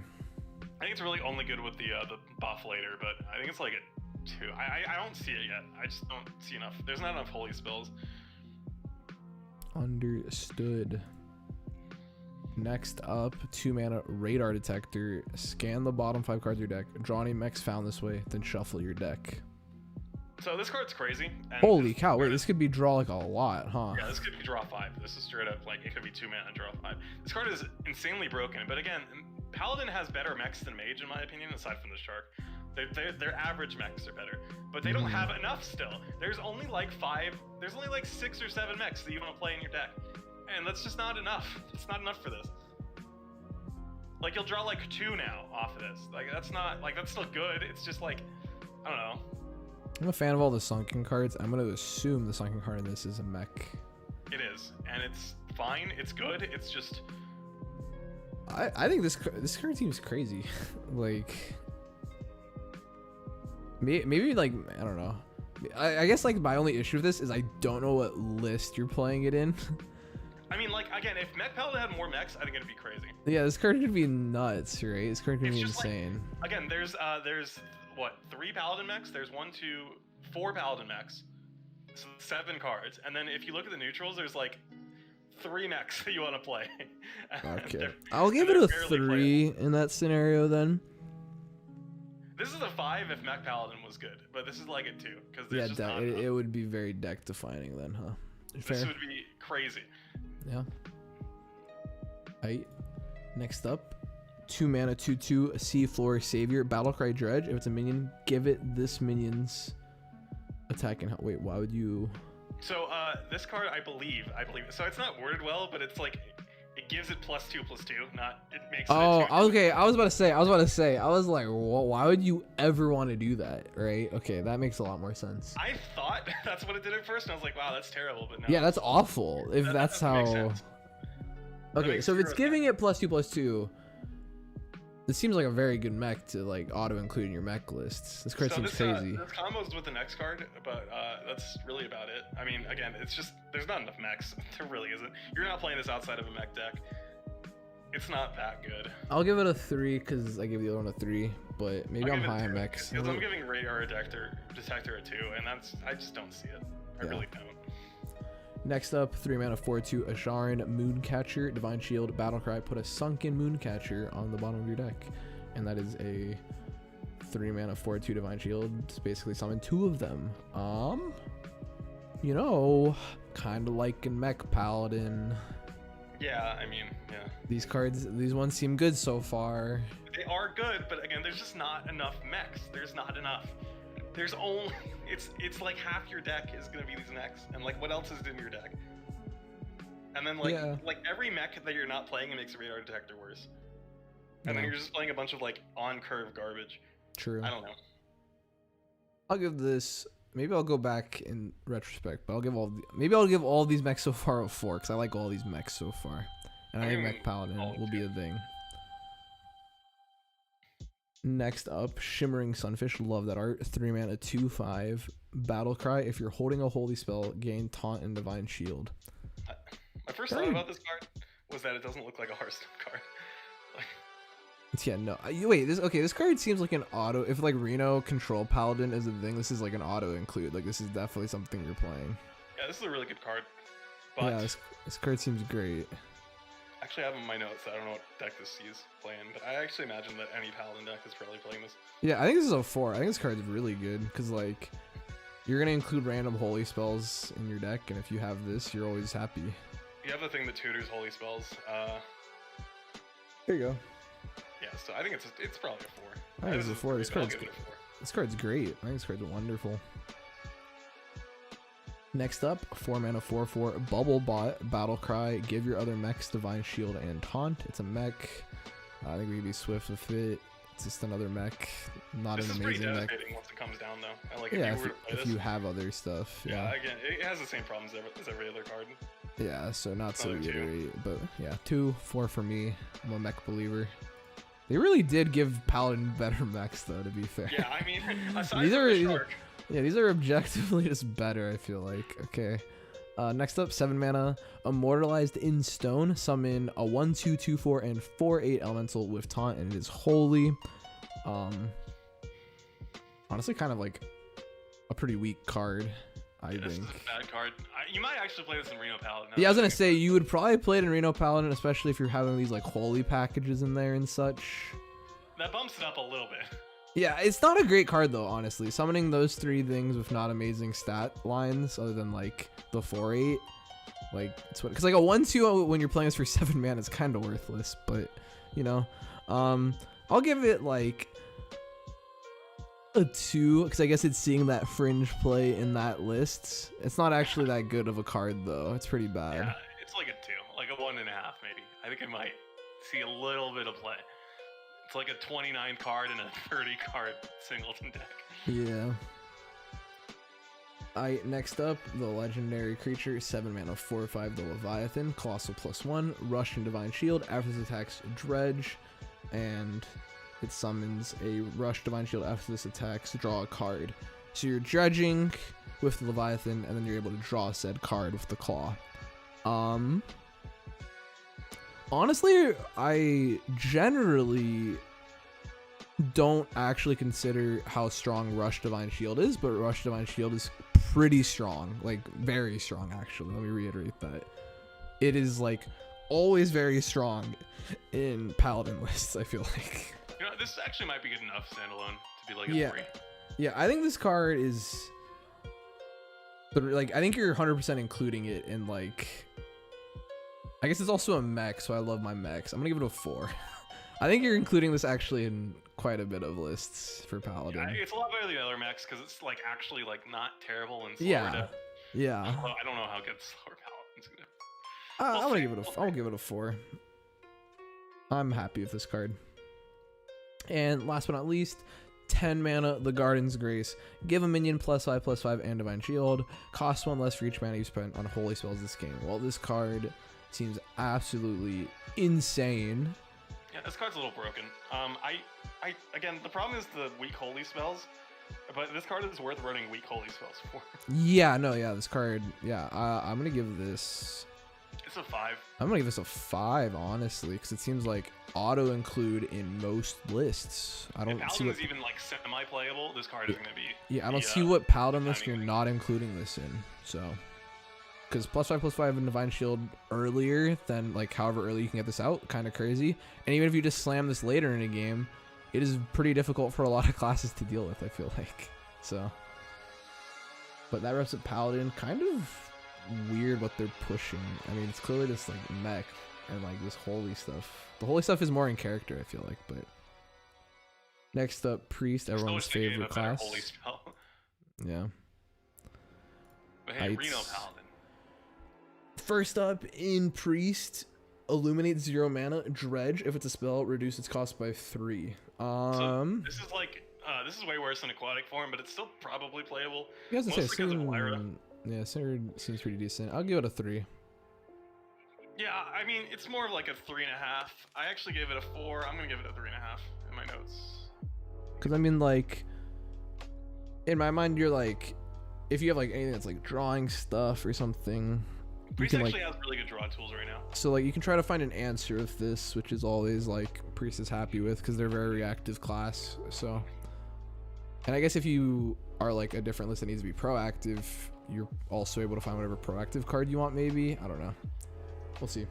It's We'll hard see. not to play a 0 mana card. Yeah, I was about to say 0 mana cards are generally like stronger than they appear. I think, but They have to be really bad to not be played, and this should be good enough. yeah. Next up, 0 mana 1/1 Naga, Priestess Volish, battle card, refresh an empty mana crystal for each spell you cast this turn. I believe this is the first 0 mana legendary card. Mm-hmm. Is there a 0 mana legendary spell? I don't think so. I don't think so. This card's insane. I don't know it's a little. I think this is gonna be like meta defining at some point. I don't think it is right now, but I think it'll be a strong tempo play with like the Lyra and stuff. I think this is just a 5 outright. I think 0 mana cards are so dangerous to print because like. Especially a 0 mana card that innervates like 6 times. No, yeah, it's literally so. This is like I think this is generally anything that like you can get out for free, like historically, like patches, right? Like that card was literally meta defining, and like. You just read it and it's like that doesn't seem insane, but like it ends up being or something that's like that consistent. I mean that was a little bit different, right? But like this the idea where like you can like if this is in your hand, you can always play it, right? Like at any point in the game, like you get to decide when you're playing it. You're not limited by mana or anything. So you can play it early and like for whatever like I don't know, get a more aggressive turn early, or you can go later into the game and go for like a crazy combo play. So I do think this will be absolutely deck defining and probably broken at some point. I would not be surprised if Priest magically became like a tier 1 class, like this gets nerfed like immediately to 1 mana and then it's way worse. Even though like 1 mana doesn't seem like a lot, I think it would get way worse if it was just 1 mana. But yeah, I have this 4.5. I don't think it's like gonna be meta defining right now, but I think eventually it will be. Yeah, I think this card could be crazy. I think it's insane that they printed a 0 mana legendary though. I'll be honest, like for a creature, but you know. It's also got an insane effect. Yeah, no, the effect on it's I mean, you kind of have to for printing a legendary like that, but it's insane. Next up, 1 mana Serpent Wig. I don't know why that tripped me up. Give a minion +1/+1. If you played a Naga while holding this, add a Serpent Wig to your hand. So when you consider the fact that Radiant Elemental exists and Lyra, you actually probably play this card. It's kind of terrible outside of that, but yeah, I didn't think about that at all because I just read this text and it sounds absolutely awful. But I guess in that scenario, yeah, you're right. It's probably a 3 with that in mind. Yeah, I guess because I think that stuff's seeing play for sure. So I'll give it a 3. But yeah, this card on his lonesome is absolutely terrible. Like the text on it is really bad, but generation for other stuff is very good. So yeah, I can agree with a 3 for this one. Next up, 1 mana Whispers of the Deep. Silence a friendly minion, then deal damage equal to its attack, randomly split among all enemy minions. That's a weird card. I think this is kind of. Here's what you do, okay? You summon the Ancient One, right? And then you play this on it. I think this card's pretty bad. And then you Cthulhu them. I think this card's pretty bad. I think it's a 1. I think it's a 1. See that? I think this is a 1. Combo. I think this is a 1.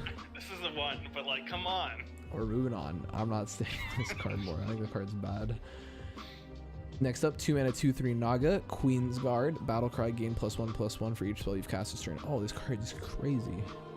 You silence this, and then it does 2 damage. Yeah, this card's good. I think this card is a 4. Really? I don't know about that. I think this card's really good. Yeah, I don't know. What are you doing with this? You're like early game illuminating something. I don't know. I don't think it matters. I think you're just happy to play a 2 mana 2/3 Naga with possible like crazy upside. I don't see it. I think it's like a 1. I really don't. I think it's a 4. I think it's play. I think it's a 4. We'll disagree on this one, but I don't know. I don't see this card. It's just gonna be stats later. It's just not good enough. Next up, 3 mana 3/2 Naga, Handmaiden, Battlecry. If you cast 3 spells while holding this, draw 3 cards. Whoa. Yeah, this card's a 5. That's really crazy. You don't even need Nagas to play this. No, you don't. This card's insane. What? Okay, yeah, that's drawing 3 cards is a crazy effect always. So, and this is not a hard thing to do. Casting 3 spells in Priest, not hard. I'll give it a 5. Yeah. Yeah. Yeah, this card's crazy. Next up, 3 mana Switcheroo, draw 2 minions, swap their stats. Okay, I hate cards like this, to be clear. I really don't like cards. These cards are very unfun to play against. And I've myself never played cards like this.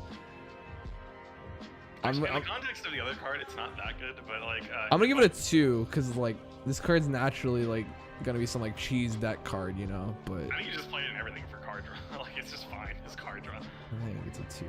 I think it's probably 4, because it's just, you know, more draw for Priest. And Priest I guess that's fair. I'm just thinking of like... Cleric. With Cleric, it's a bit... we'll see. I think it probably sees some play. It's probably a 3, though. That's fair. That's I'm just thinking of like cheesy old like combo lists, like with like what is it, Barnes or whatever the guy was or whatever. You know what I'm talking about? Yeah. Yeah. I don't think that's gonna happen. I just don't think that. No, yeah. I see what you're matters. saying. Next up, 4 mana, a Shaman ritual, silence minion, and summon a copy of it. Put a Sunken ritual on the bottom of your deck. Yeah. Why do we want to? Okay, wait. So are we silencing an enemy minion and then summoning a copy of it, or are we like silencing something we own? It's flexible, man. You could do both. Okay, this card sucks. This card seems very bad. My notes say, what are you even hitting with this? Is Ancient Monster in the core set? Yeah, no, like actually, what are we hitting with this? Maybe I guess this is like okay, maybe with like, although it's 4 mana, so it's slightly. I was gonna be like, oh, if you like generate it, but I don't think you want to generate 4 mana spells. So let me check real quick. I think. By the way, this card is terrible to generate. This card's awful to generate. Yeah. I think there's. I think that the 4/8. The plant thing is in the core set. This doesn't matter, but I think it is. Let me check real quick.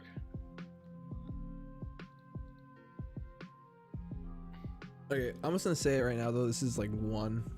I think this is essentially just unplayable. I also really don't understand why like we care about dredging up a Sunken ritual, because then we have to silence and hit something. Like, I guess maybe if you.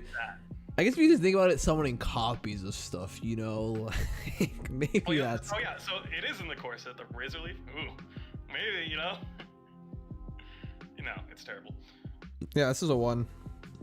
Yeah, so you can play this and then the Razor Leaf, and then you play this again, and then you play the Razor Leaf again.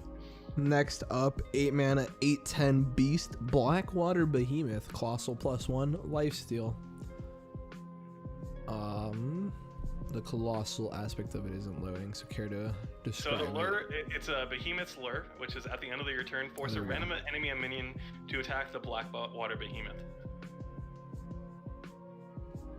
Well, this would be like getting. I guess you're playing this in like some priest Reno list control thing, maybe, and it's like you're not, because then it's like you're essentially like gaining 8, having a board.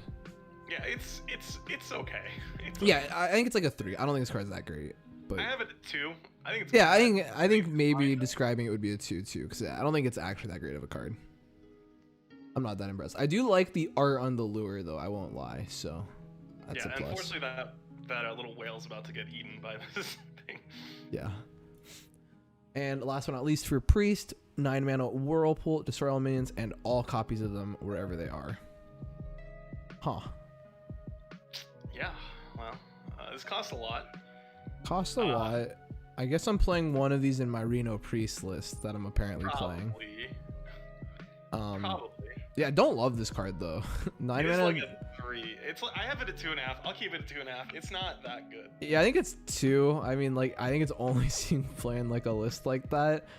I don't know. It seems it's very expensive to just clear the board essentially. Because like I think it's kind of unimpactful to destroy like additional copies of stuff at 9 mana, right? Like that's a more important effect like earlier in the game, I think. Flick was really strong because it could actually AoE the board. Yeah. So like this already AoEs the board. So this only does the deck and hand aspect. Yeah. Which was good, but it wasn't like what made Flick really good. Yeah, exactly. Yeah, I agree. Moving on to our next class, Rogue. Rogue has some interesting cards. I will say, I'm not sure if these pirates are going to be better than the quest, and that's really the only litmus test for this. Are the pirates better than playing the quest and SI cards? Yeah. My instinct is maybe. It's hard to say. The pirates seem to have better early game and like better mid-range tools, but the quest has more removal and more like late game power cards. Mm-hmm. All right. Well, first up, full A fighter. This card's crazy though. 3/1 pirate, battle cry, dealing damage. Yeah, this card seems insane. This card seems. There is a card later that is, it's a little good. It's a little good. We'll see. I'm gonna give this card a 4. I think it will just see general play. Too. I think this card's very good. Also, just I don't know. 1 mana 3/1 is kind of crazy. Always like I don't know. That's like a, and then with battle cry and it's a pirate. Like I don't know. Seems good. Seems good. 1 mana, gone fishing, dredge, draw a card. Combo draw a card. I like this card. I think this card seems good. So if you compare this to aquatic form, this is worse. You know, that's Yeah. that's no. This card's really good. It's a 4.5. Yeah, I think this card is very good. I'm gonna give it. It's not deck defining. I can't think of it. I don't know. Maybe this is honestly overpowered. I think it's on a line where it's I guess. fine. I think 4.5 is fine. I'll have to wait to see how crazy Dredge is, but I feel like being able to pick cards and then sometimes having cards on the bottom. It's like a very flexible mechanic, I think. So I'm gonna give it a 5. I think this card's insane. It's actually pretty interesting with the Sunken card that Rogue has. We'll see that in a second. Okay. Next up, 3 mana, 2/5 pirate, Cutlass Courier. After your hero attacks, draw a pirate. Ah. Are you sure pirates don't have enough? This seems crazy. It's not that they don't have enough. It's just that You just don't think it's better. I see. I think it might be. I think it might be. This card's probably a 4, dude. This card's crazy. I have actually all the pirates at 4. So there's that. I think it might be better than the quest, but I'm really not sure. It feels better than the quest, though. We'll see. I think, yeah, this card seems ridiculous, honestly. The next card is even more. The next card is actually pretty crazy too. Okay, next up, 3 mana, 2/3 weapon, Swordfish, Battlecry, Dredge. If it's a pirate, give this weapon and the pirate +2 attack. Okay, yeah, that's insane. That's an automatic 5 for me. I think it's more of a 4. I mean, I don't think it's deck defining, but I think that's actually crazy because, like, the only thing is that it doesn't have great synergy with the Sunken card. Yeah, that's fair. Oh well. Yeah, I think. I don't know. I'm looking at this and thinking you're gonna hit a 3 mana 4/3 weapon, like, and that's just crazy. That's just ridiculous. Because I'm assuming pirates are gonna be like a pretty aggro-oriented sort of list, but yeah, I think this card's crazy. I think this could be deck defining and super overpowered. I think if like pirates become a problem, this card seems like a very natural card to nerf. Like maybe like make it a 2/2 or something. I don't know, but then it's kind of bad. But yeah. Next up, 4 mana 2/2 Naga, a Swift Scale Trickster, Battlecry. Your next spell is turn cost 0. Wait, what the what? Yeah, okay. Wait. That's what? I don't know, man. What? Wait, that's insane. Yeah, that's pretty good. I mean, I understand that like they're like, oh, it's only a 2/2 4 mana, but like getting to make your next spell cost 0 is always gonna be stupid. I can only imagine this card. I feel like Rogue is the only class this card wouldn't like ruin the meta in. Yeah, like Rogue's the only one where like not playing even like. Still, there's still like powerful cards you could play. This card's insane, and it's gonna make decks. Yeah, I think this is a 5 too. I think this is crazy. You know what makes Quest Rogue kind of weak? They can't even play this. Like, what is Quest Rogue even playing? Yeah, it's not playing this. Yeah. It can't play this, and that sucks. Well, yeah, this card. No, this is definitely a 5. This is a 5 for me. Yeah, it is a 5. Okay, next up, Like, 5 mana. It's just Battlecry. Your next spell costs 0. No, it's literally just Battlecry. So you're just dropping that on 4 and then hitting whatever the heck you want because you could have kept it. It's whatever. Next up, 5 mana, Asharan Vessel. Summon 2/3/3 pirates with stealth. Put a Sunken Vessel on the bottom of your deck. Sunken Vessel being cast when drawn. Summon 2 more of those pirates. A little So this slow. advances your Hook Tusk quest by 4 though, so I think it's probably still playable. Plus, you can immediately summon 2 more pirates, and that's pretty good. Yeah. That's true. I mean, yeah. Hard to pull that off. I guess this is like, I'm liking this pirate list. I'll give it a 4. Yeah, I agree. I have all the pirate cards at 4. The thing is that the only thing about the last card is that there might actually not be enough spells to make it consistent, but if you go like Trickster into the Vessel, that's pretty good. I'm looking at this next card. Okay, next up, 5 mana 4/4 pirate, Bootstrap Sunkeneer. Combo, put an enemy minion on the bottom of your opponent's deck. Man, am I stupid? This card seems crazy too. Yeah, I mean, it's good.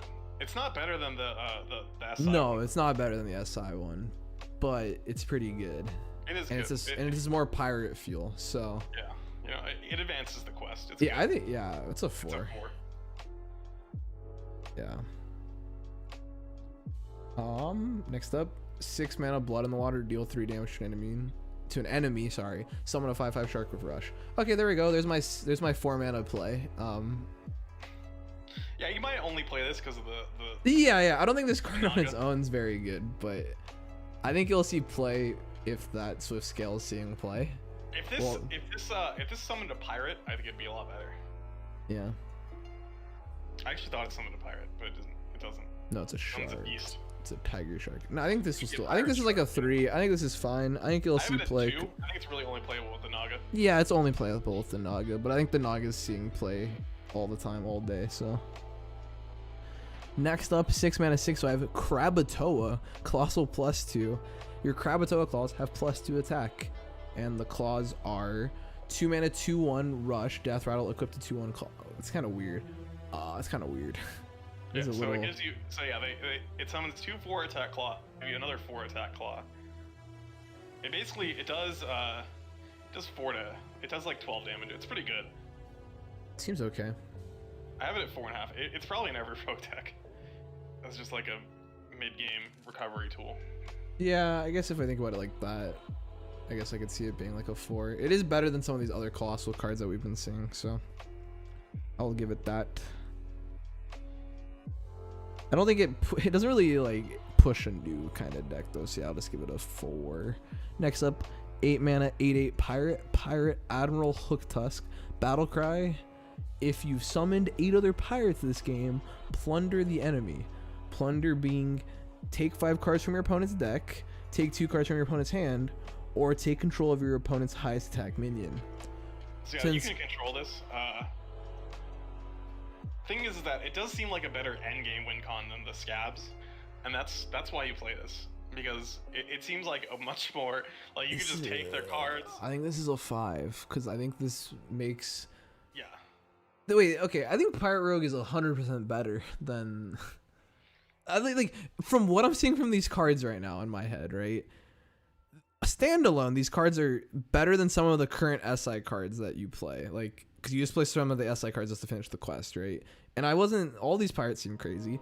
And this is just an insane ender to it. Because, like, playing this on 8 mana, or like later in the game, taking 2 cards from your opponent's hand is like really big, like huge. And then like, I don't know, you can take 5 from their deck, or, you know, take their minion. Like, yeah, there's like so many different things. It's really flexible. But like, I think that's a very strong effect, obviously, because it's like you had to summon 8 other pirates, right? So that's kind of a lot. But yeah, I think this is crazy.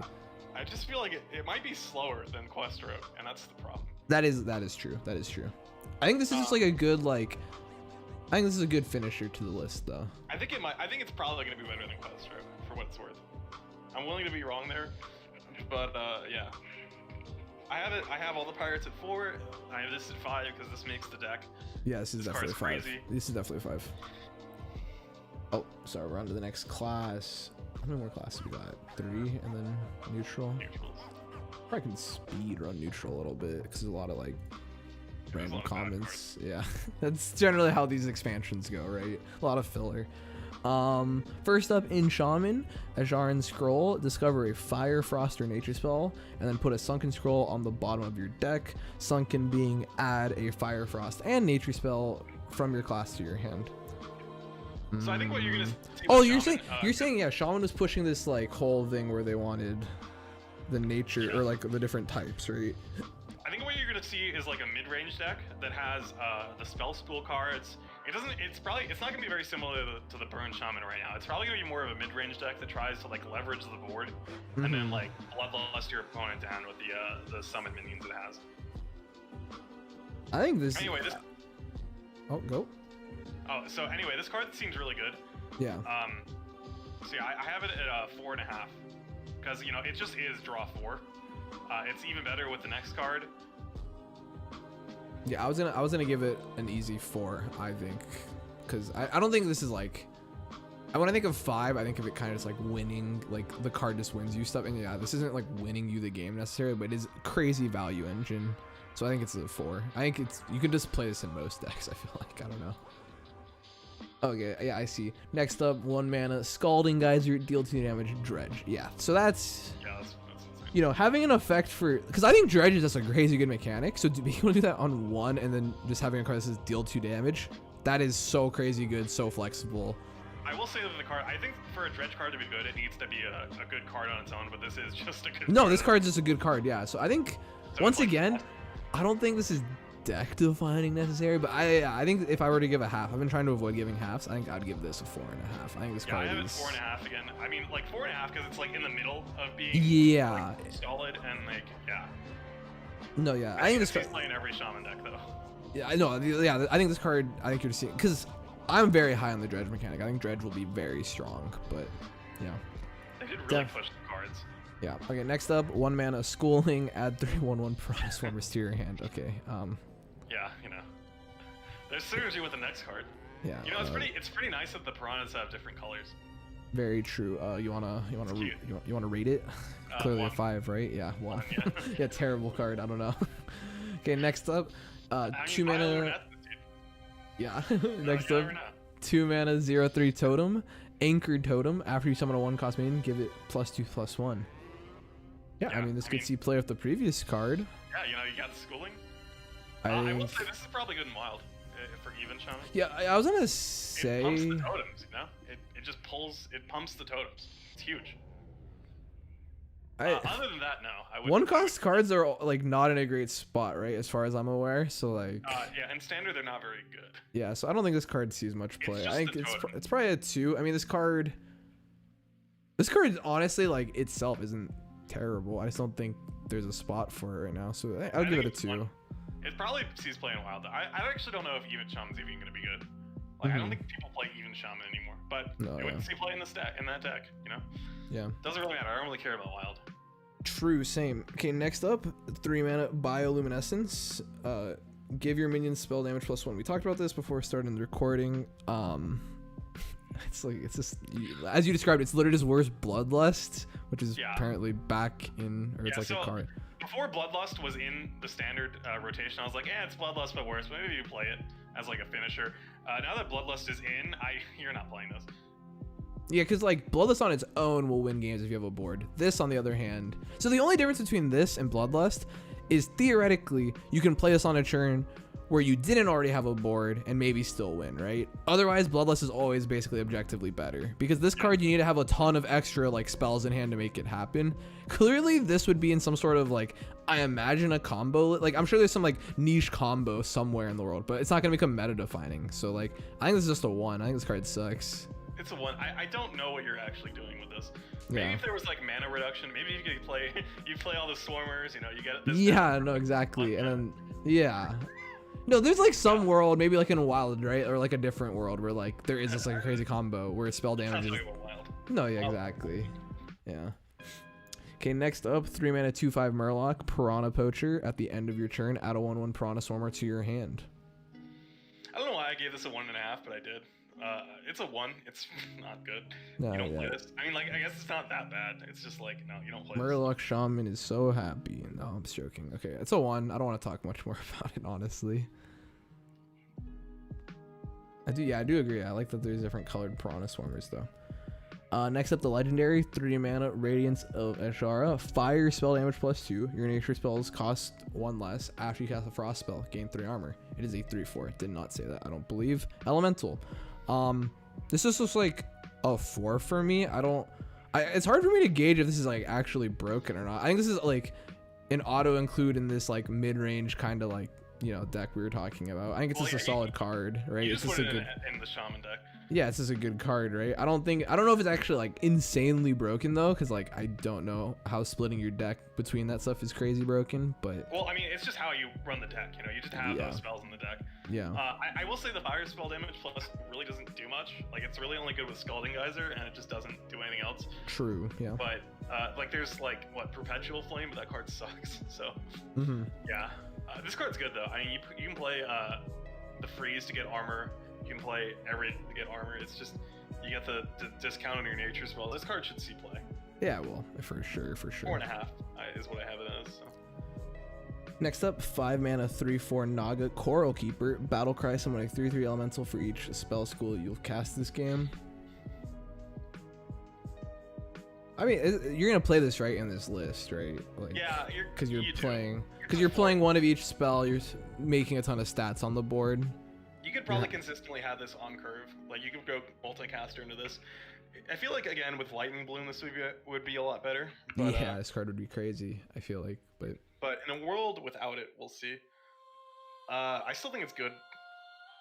Honestly, I'm looking at this. I think this might be one of the better cards in this kind of list, though. I'm kind of a fan of it. I think I'd give it like honestly deck defying. I'm pushing like this is probably the best card I've seen for that thing, for like that style of play. Yeah, I think it just needs everything else to make it work. But yeah, I think it's I don't cool. like on its own. Yeah, it's not amazing. So I'm like 4.5 probably. Next up, 7 mana 3/5 beast Glug the Gulper, colossal +3. After a friendly minion dies, gain its original stats. Yeah, And his tails are 2/2 taunts.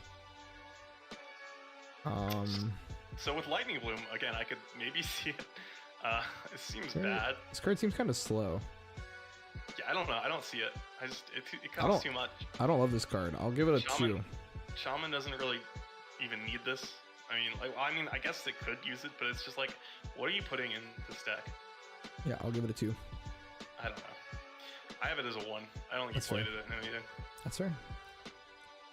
And last for Shaman, 7 mana 5/4 Naga, Raftspine Enchanter, Battlecry, cast a copy of a Fire, Frost, and Nature spell in your hands. Target's chosen randomly. This card is unbelievably bad. Yeah, it seems really bad. This is unbelievably bad. I mean, there's a world where like if this was like a mage card, this would be crazy. It's not. It's a shaman card, and you're just playing like 1 mana spells. It reminds me of when Dawngrasp was released, and it's like, well, so you can play like First Flame with your Dawngrasp. Wow, yeah, that's insane. Yeah, this card's terrible. It's a 1. Yeah, I think this is. I think it's a 1. I think It casts it from your hand. Yeah, I mean it casts a copy. So copy. So like, but then they know it's in your hand, right? Too. So like, I don't think that's relevant, but still, I think it's terrible. Moving on to Warlock. First up, 1 mana Rock Bottom. Summon a 1/1 Murloc, then Dredge. If it's also Murloc, summon 1 more. So what you see here with Warlock is that there's a bunch of good cards, and then there's a bunch of really, really bad cards. The thing about Murlocs is that, so in Barons, when they released a bunch of Murlocs for Shaman, it was actually a good deck in Wild because Ice Fishing existed. Oh, yeah. So, also they had the buff card, but yeah, Ice Fishing was what made that deck like really good. In Standard, they had no draw, so it just sucked.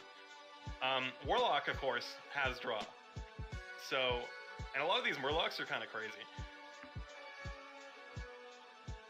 There's even there's a ton of neutral Murlocs too. There's like so many, and they're so good. And it's like, so they made the mechs terrible. They made like 2 or 3 neutral mechs, and they're all bad. They made like 6 neutral Murlocs, and they're all fucking insane. I don't know if I should swear. That's probably it's fine. It's not. Yeah, I don't know. This card seems.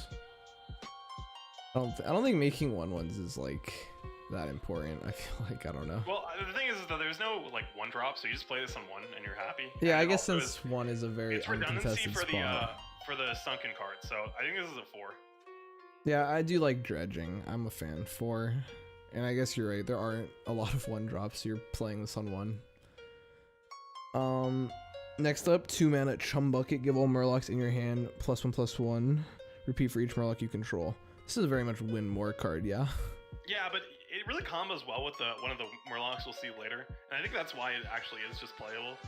I mean, you could curve the Rock Bottom into this, and it's just give your minions +2/+2. That's pretty crazy. In your hand. So yeah, well, I mean, that's still insane. I mean, yeah, no, like if you just have to have more Murlocs in your hand, so you have to like. I think it's one of the weaker cards, but I think it still is playable. I have it as a 3. Yeah, I guess I don't know. I'm leaning towards like a 2. I feel like I don't know. It's like if it was something like if it like give all Murlocs on the board +1/+1 repeat for each, right? Then it's like an immediate effect, but like it's not that. That'd be a little broken. I know that'd be a little broken. But like as is. The thing is, so there are actually there's actually a really good card later that you'll see. There's a lot of Rush Murlocs. Plus there's the Lushwater Scout, which gives your other Murlocs Rush. That's a card that exists. Okay. So Warlock should have a lot of recovery. Next up, 2 mana 3/2 Murloc, Avoid Gill, Death Rattle, give all Murlocs in your hand +1/+1. Yeah.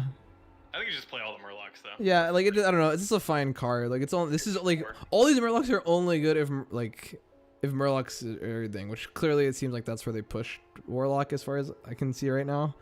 I mean, I just haven't seen Warlock hasn't been like this for a while, right? So like since I've come back, it has like this has not been how they play. So, it's yet to be seen for me. I think what you're gonna see is that these Murlocs have like it's probably gonna be like a mid-range deck that's actually An immediate, pretty powerful. yeah, okay. Think of like if you think of like Rush Warrior from like a couple expansions ago, I think it'll be like that. Yeah. Okay. That's fair. Moving on to the next card, 3 mana, 3/4 Murloc, Isharan Scavenger, Battle Cry. Put a Sunken Scavenger on the bottom of your deck. The Sunken Scavenger hasn't loaded. Okay, so the Sunken Scavenger is a 3 mana, 3/4. Give your other Murlocs +1/+1 wherever they are. Okay, that card is very good. Oh, I see it though. So that's what you want to dredge. That's what you want to. There's another card. The next card also dredges. This card again, you're gonna have buff Murlocs. Let me tell you. Yeah. Okay. Yeah, this card is very good. Okay, that's a very good payoff for the Scavenger card. I think that's. I mean, is there more Murloc support? I think this could be like the meta-defining one, though. Like, this seems kind of insane. Yeah, this is probably the 5. Yeah, like if there was a 5, this is probably the one I'm giving it to from what I'm seeing right now. But because I just think of this as being like what, like Prince Keliseth or whatever that card, whatever that one was called. Yeah. And this is like basically that, right? Yeah. Yeah. So that seems pretty good. I don't know. I think this is a 5.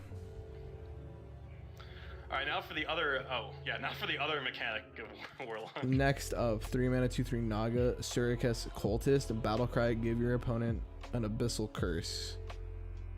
An Abyssal Curse being blank. So Abyssal Curse is it's like the Curse of Rathon. Oh. So the first one will deal 1 damage, the next one will deal 2, and then 3, and then so on. They all last 2 turns, and then they go away. This card is absolutely terrible, and like all the other really curses. Bad. It's a 3 mana 2/3, so there you go.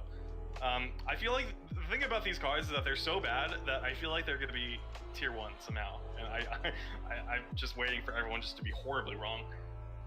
They look so bad that they look good, or that I feel like they're gonna be good, but this is a 1. I can't see these cards seeing any. I'm gonna see it. I'm gonna say 2. I think there's gonna be some fringe play of these Abyssal Curses. Some meme deck. No, this card is so bad. It's so bad. Next, the other ones not get better either. Next up, 4 mana, 4/4 Murloc, Bloodscent Vilefin, Battle Cry, Dredge. If it's a Murloc, change its cost to health instead of mana. Okay, yeah. I mean, this is just. So you can dredge your Gigafin. You can dredge your Sunken Scavenger. Yeah, this just seems good. That seems great. Yeah, that's pretty good. 4.5, 4, something like that. Just more good 4. Murloc support, you know. I don't know. I think they made it very easy to rate these cards. If you think something's gonna work, you're gonna think all of those cards are gonna work. Otherwise, you think they're all bad, right? Like, I don't know. Yeah, just like these curses. Yeah, okay, this seems really bad. 4 mana, deal 4 damage to a minion, do nothing. Oh no, give your opponent an Abyssal Curse. Yeah, okay, 1. This card's awful. What? This card's so bad.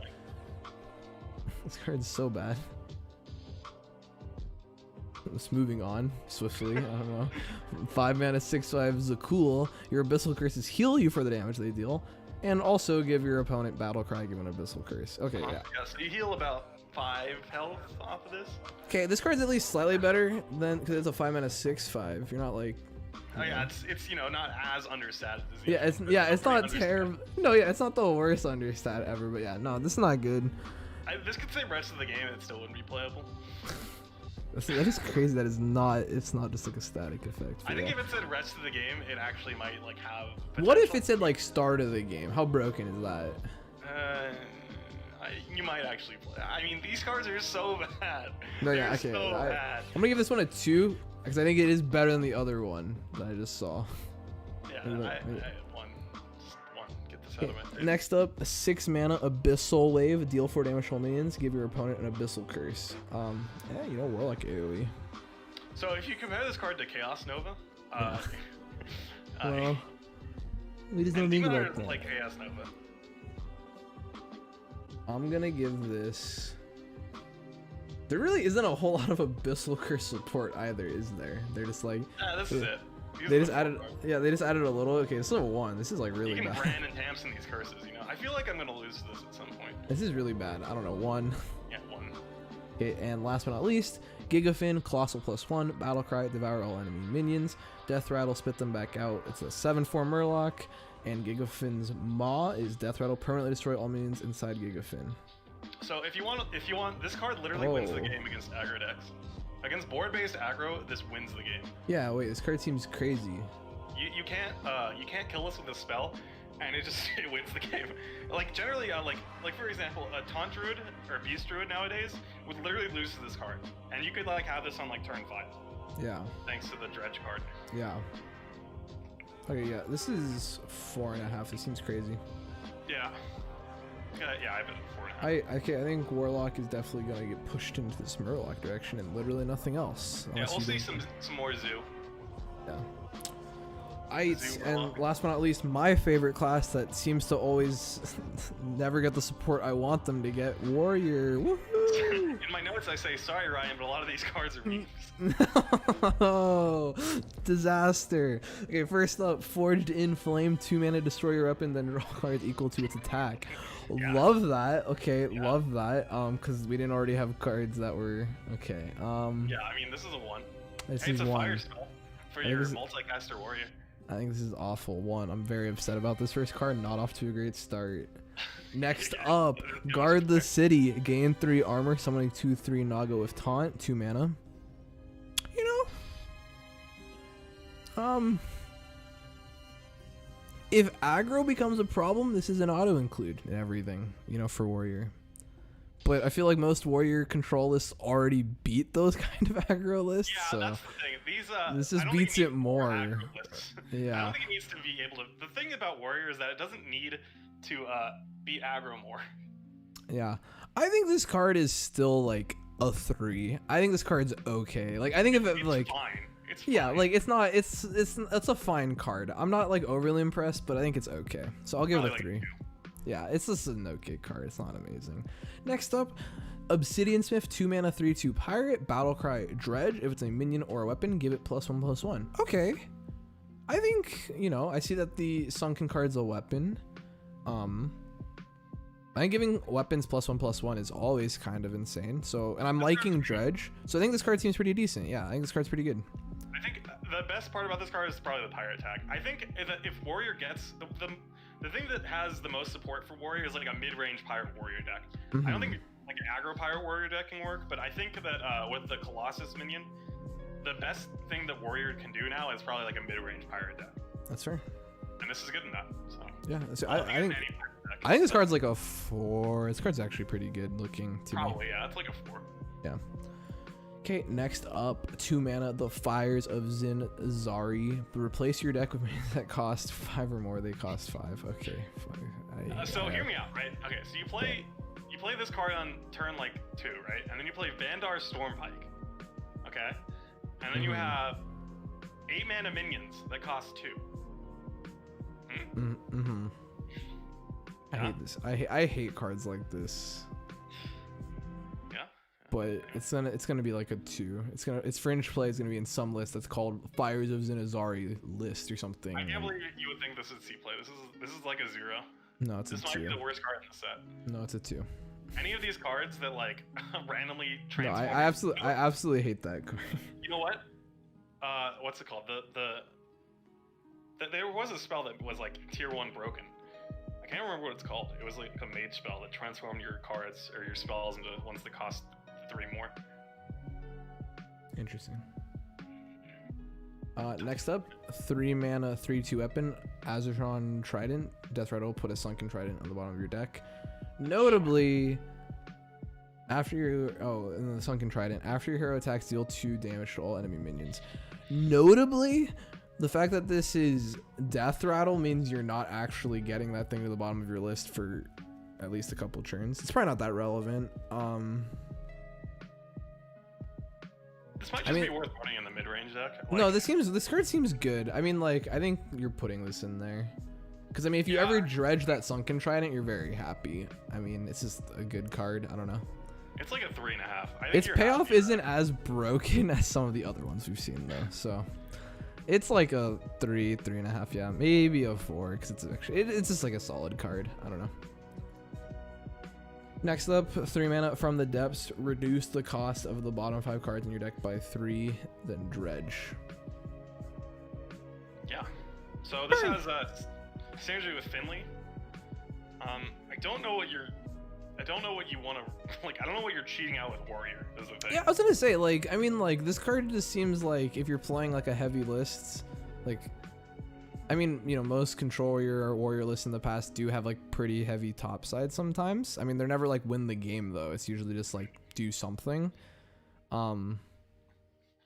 But maybe this card is decent. I don't know. And then, I mean, I guess if you're dredging multiple times, right, throughout the game, you're going to get all that payoff of them all being... I mean, like, the issue is that you're going to see 3 of them on your first go, right?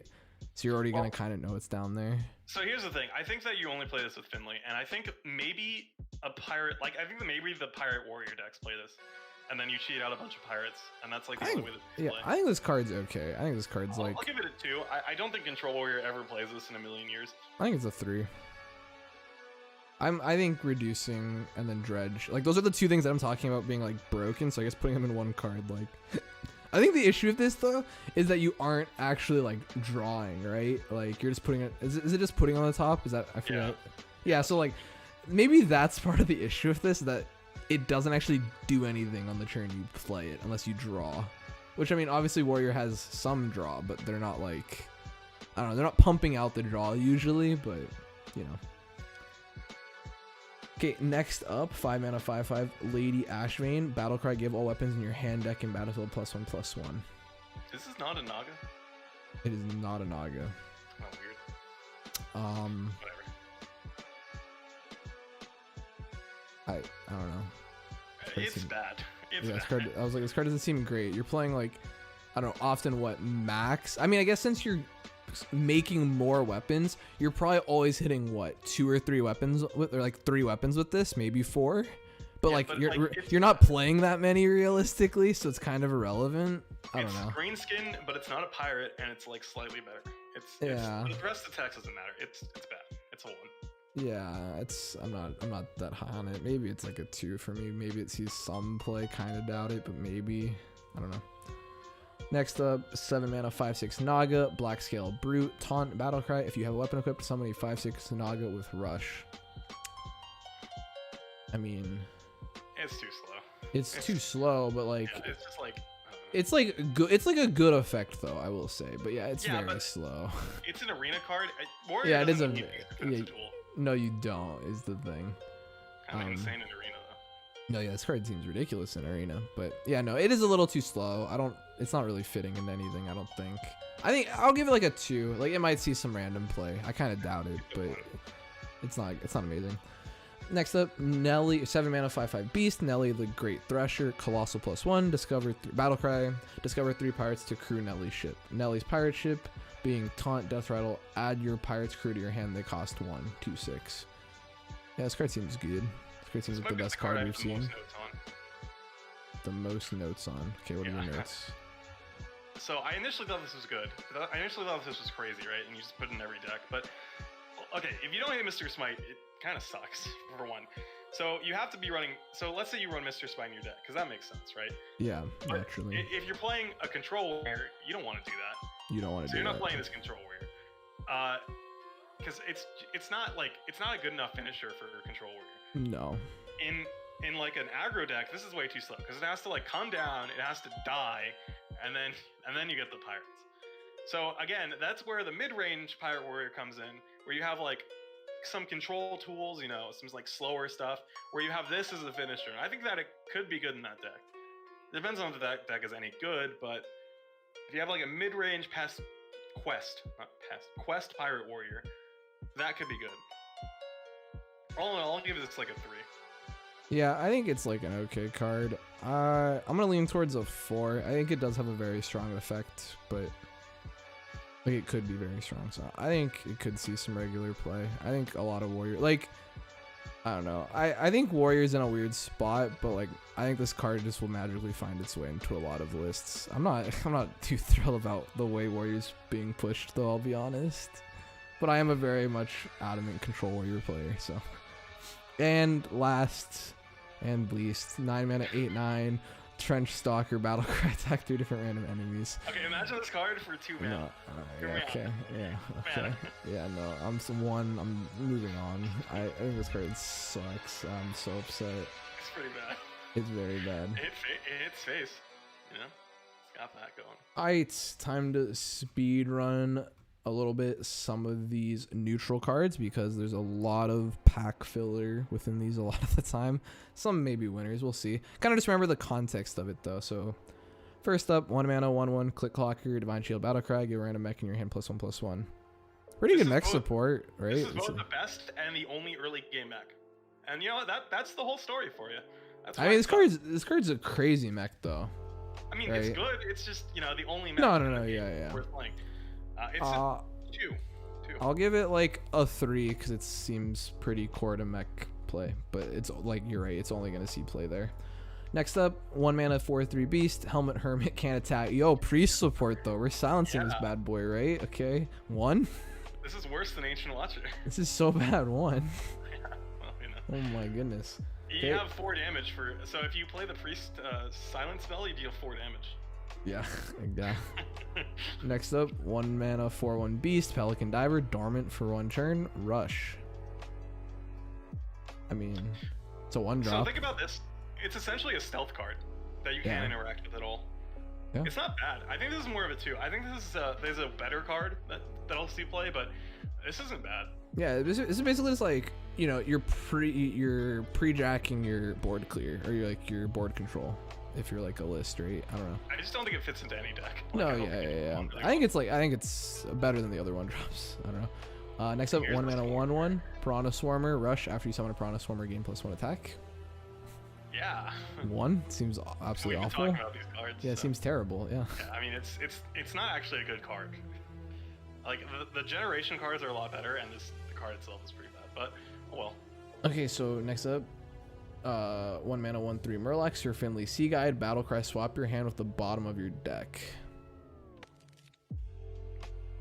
So I think you actually just toss this to Murloc Warlock too, but I think this sees play pretty much outside. Well, I don't know. It's kind of hard to see where this sees play outside of it. I think this is a really good card, but it's hard to see what wants to play this right now. I think this is probably a 5. I'm sure there's gonna be like there are lists that like this is just like a must like keep/play. If you think about this card as like a plot twist, this is so much better than plot twist. Yeah, I think this card's crazy actually. Wait, this is definitely a 5 because it's. I mean, you're never really. I don't know.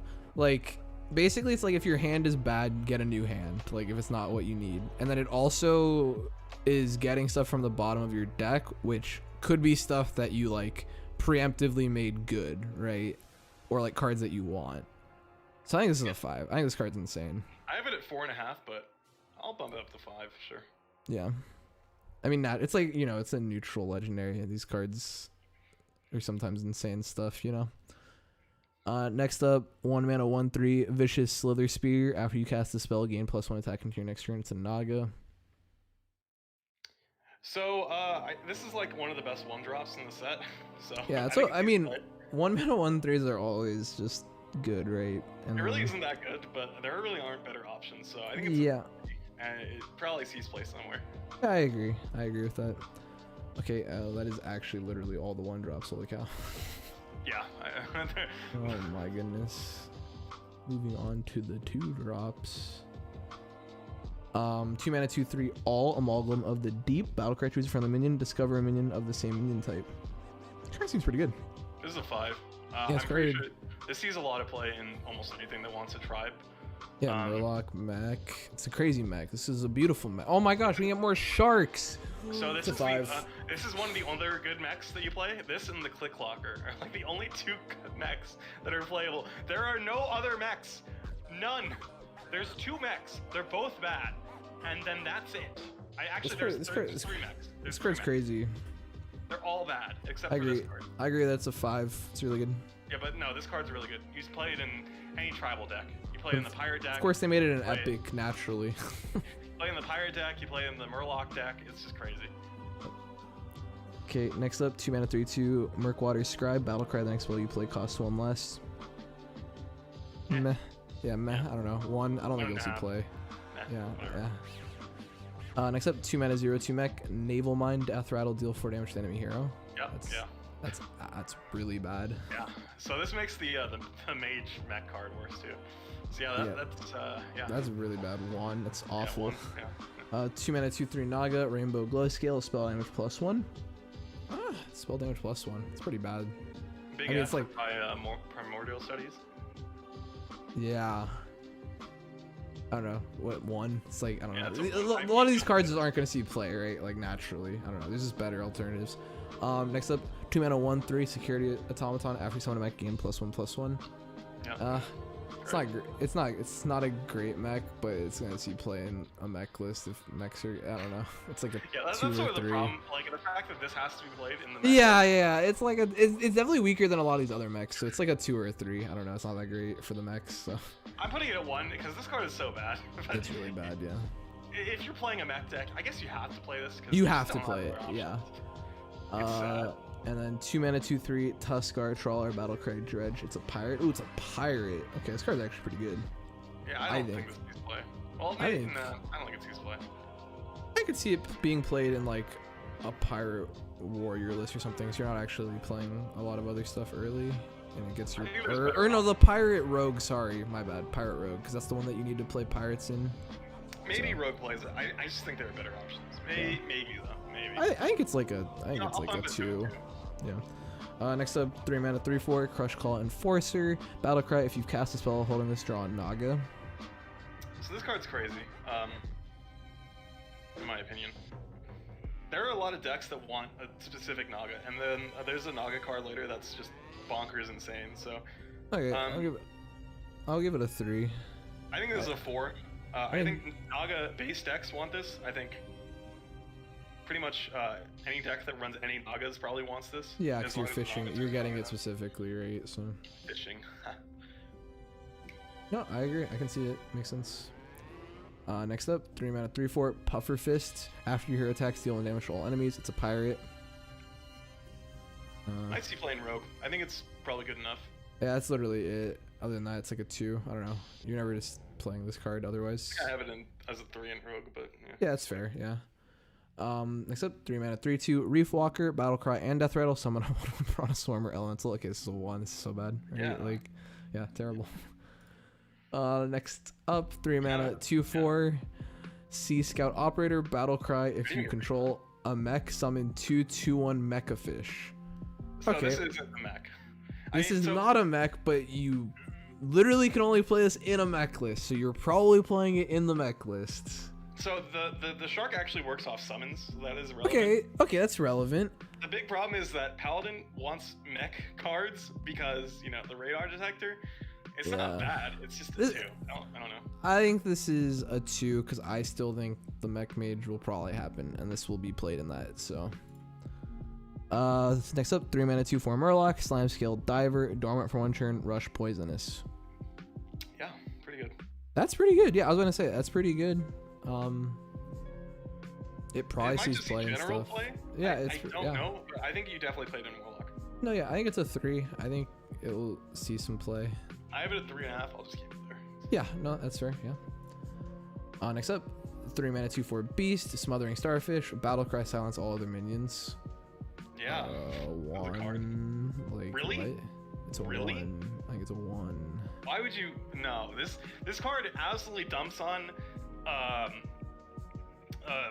fucking Snowfall Guardian. Like, it completely destroys that card. It makes it almost unplayable. This card is like, this card beats. This is the most insane tech silence card I've ever seen. Yeah, but this is a tech silence card. Yeah, but like this seems isn't like Shaman like right now like it's like Shaman and like Paladin, right? Are like the only 2 that like. If any deck starts playing buffs, you just silence it. It's just gone. You know, any deck plays an effect minion, it's gone. It doesn't matter. It's done. You play this, I think it's only a 1 of, and I think that you don't play it in every meta, but it is like it's insane.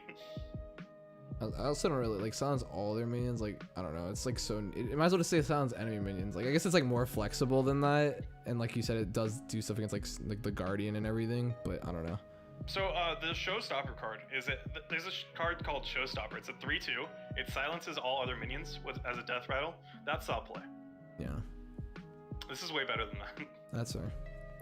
That's fair. Of course, it's an epic. Next up, 3 mana 1/5 Naga, Treasure Guard, Taunt, Death Rattle, draw a card. Yeah. Okay. One. Yeah, it's a 1. Yeah, its stats are so bad. I mean, I guess that like I don't know, it's so bad. Next up, 3 mana 2/1 Murloc, Twin Fin, Fin Twin, Rush, Battlecry, summon a copy of this. I didn't realize this card had Rush at first. It's a Murloc with Rush, and you get 2 of them. Yeah, and you can buff Wait, it. wait, this card is really good because yeah, this card's insane. Yeah. Yeah, it's a 4 because it's gonna be an auto include in that list. Yeah. Oh my, wait, what the heck is this? 4 mana 4/5 Ambassador Phelan, Battlecry, put 3 colossal minions on the bottom of your deck. So you have the Finley combo. Okay, wait, I think this card is crazy just because you're saying Reno decks are gonna be a thing. Oh wait, although it's not 3, it doesn't have to be 3 distinct, huh? Or does it? I don't know if it turns off your Reno. I think it probably, I don't actually know. Yeah. I have no clue. Okay. Well, I don't actually think it matters. Either way, I feel like this is like a 3. I have it at 2.5. I actually think there's just better options. But Okay. it might be some play.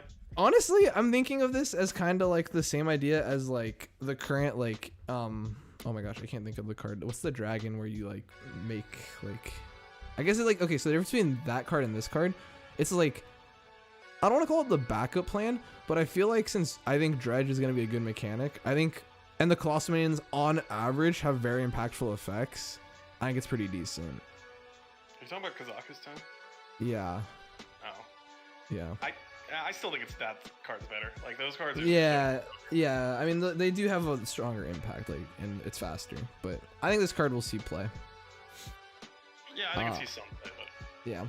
Next up, 4 mana Baba Naga Battlecry. If you cast a spell while holding this, deal 3 damage. Naga. So this is just better flanking strike. Yeah. My notes say if you showed me this card in 2015, I think it would be tier 0 broken. It seems good. Yeah, it seems good. I don't know. It's just like when I'm looking at neutral cards, I don't immediately see like how insane it is, right? Because I'm not looking at like its class support or like its support in each class, but it seems fine. It seems decent. I'm actually gonna bump it down a bit because I think that there might be too much competition in the 4 mana slot for these Naga decks. But yeah, I think it's pretty good. I'm gonna give I'll give it a 3. I'm gonna give it a 2.5 personally. Oh well, Blade Master. Okay, we don't need to. I mean, I actually, I will say that when I first saw this card, I thought it was terrible. What, Blade Master? Yeah, when I Oh. I don't know. That's crazy because I saw this card and immediately was like, that's insane. Honestly, when it's played against me, it really didn't feel that good either. But when I started playing the card, I was like, oh shit, this is crazy. No, like, yeah. So like when I saw this card and I was like, it's kind of insane because like there's some decks that like simply can't play around it. Like it like, I don't know. You play this on an empty board and you counter the next spell. It's pretty much impossible for them to not like just have it countered, right? Because it's like the only way for them to answer it is to play a spell a lot of the time. And then like there are lists where it's like, oh, you just have to play a creature. I don't know. It's crazy. I mean, the card already is. Fun card to play too. No, the card is really strong. I mean, this card, it's not deck defining, but it's like a very strong card. But, you can mind game the hell out of people too. You could just like put minion when they expect spell. Yeah. No, the card's insane. The card's ridiculous, but it's really already in the thing, so. I mean, I'm not gonna rate it, but yeah. Yeah, same. It should be better, honestly, going forward. Yeah. Next up, 4 mana 3/6. Excavation Specialist. Battlecry Dredge reduces its cost by 1. 1. Yeah, I don't know. 1. I don't. I know it's just a pack filler. Yeah, exactly. Yeah. Next up, 4 mana 5/4 Naga School Teacher. Add a 1/1 Naga Link to your hand. Discover a spell that costs 3 or less to teach it. So this card's really good. I think it's actually better than the Baba Naga, and that's probably why you don't see that. Probably is why it's Yeah, not this card seems pretty good. Yeah, so again, it's really class dependent on where this sees play, but I imagine this sees a lot of play though. Yeah, I have it 4.5, 4 out of 5. Yeah, 4. That's a 4 for me. Yeah. Next up, 4 mana 7/7s. Selfish Shellfish. Death Rattle. Your opponent draws 2 cards. When I read this card, I was like, selfish, shellfish. Oh, selfish. Yeah. That was the card I got tripped up on. New 4 mana 7/7. You know? Yeah. Yeah. Draws your opponent 2 cards. It's pretty bad. It's 1. Yeah, 1. I don't know. It's selfish. You know, it's giving your opponent cards. It's not very selfish. This is 5 mana 5/6. Azaran Sentinel. Taunt Death Rattle. Put a Sunken Sentinel on the bottom of your deck. Sunken Sentinel being a 5 mana 5/6. Divine Shield. Taunt Lifesteal. You're probably running this maybe in Reno lists. Maybe, I don't know. It's kind of slow and bad. Slow. Yeah, like, it's way too slow. I'm surprised they made a neutral version. Yeah, right. Yeah, it seems kind of weird. I didn't expect it, but yeah, I think it's pretty bad. I have it at 1. I don't know. I'm gonna put it like a 2. I don't know. Maybe it gets played. It's not like 5's a very competitive spot usually. 5 mana 6/4 pirate. Gangplank. Diver. Dormant for 1 turn. Rush. Immune while attacking. Seems I like this card. I mean, I don't love it, but maybe Rogue just plays this because pirates. But I think it's yeah. I don't know. I think it's 2. I'll keep it at 1. Whoa, okay. 5 mana 4/3 Murloc. Gorlock Ravager. Battle Cry. Draw 3 Murlocs. Okay, this card seems crazy good. Are you gonna think it's too slow? I think it's good. It's just unnecessary because I don't know if Warlock needs this. Maybe you don't need it in that. Yeah, I don't know. I feel like you still anyway. Play it. Yeah. Yeah, you might just play it anyway. Because it's like, what's the worst case? This is in your hand, and then like it's getting bigger, and then you play it, and then draw a lot of stuff anyway. While I don't know. I think it's always gonna see play in a Murloc list. I don't see why you wouldn't play it. I really just don't. I think it's a 3. I think this would be better in like a different class though. That's sort of the issue. But yeah, oh my goodness, the mech support. 5 mana 4/4. Any Storm Coil. Battle Cry. Choose a friendly mech. Summon a copy out of it with Rush, Wind Fury, and Divine Shield. This is sort of where Paladin started looking better than Mage because it had this card, and then I realized this card still just sucks. Yeah, I'm gonna give it like a 3. I put it at 2.5. I'm gonna bump it down to 2 because I just don't see it. That's fair. That's fair. Next up, enough max. No, there aren't. There really aren't. Next up, 5 mana 5/5 Queen Azara. If you've cast 3 spells while holding this, choose an ancient relic. And here we have probably the best neutral card in the set. This card's a win condition on its own, and it's a flexible win condition. It's insane. It's a 5. You're making decks around this. So how do the ancient relics work? So you gotta like pick any of these? Yeah, so do you see them? Yeah. So you pick any of the 4. Just whatever you want. Okay, yeah, this seems pretty good.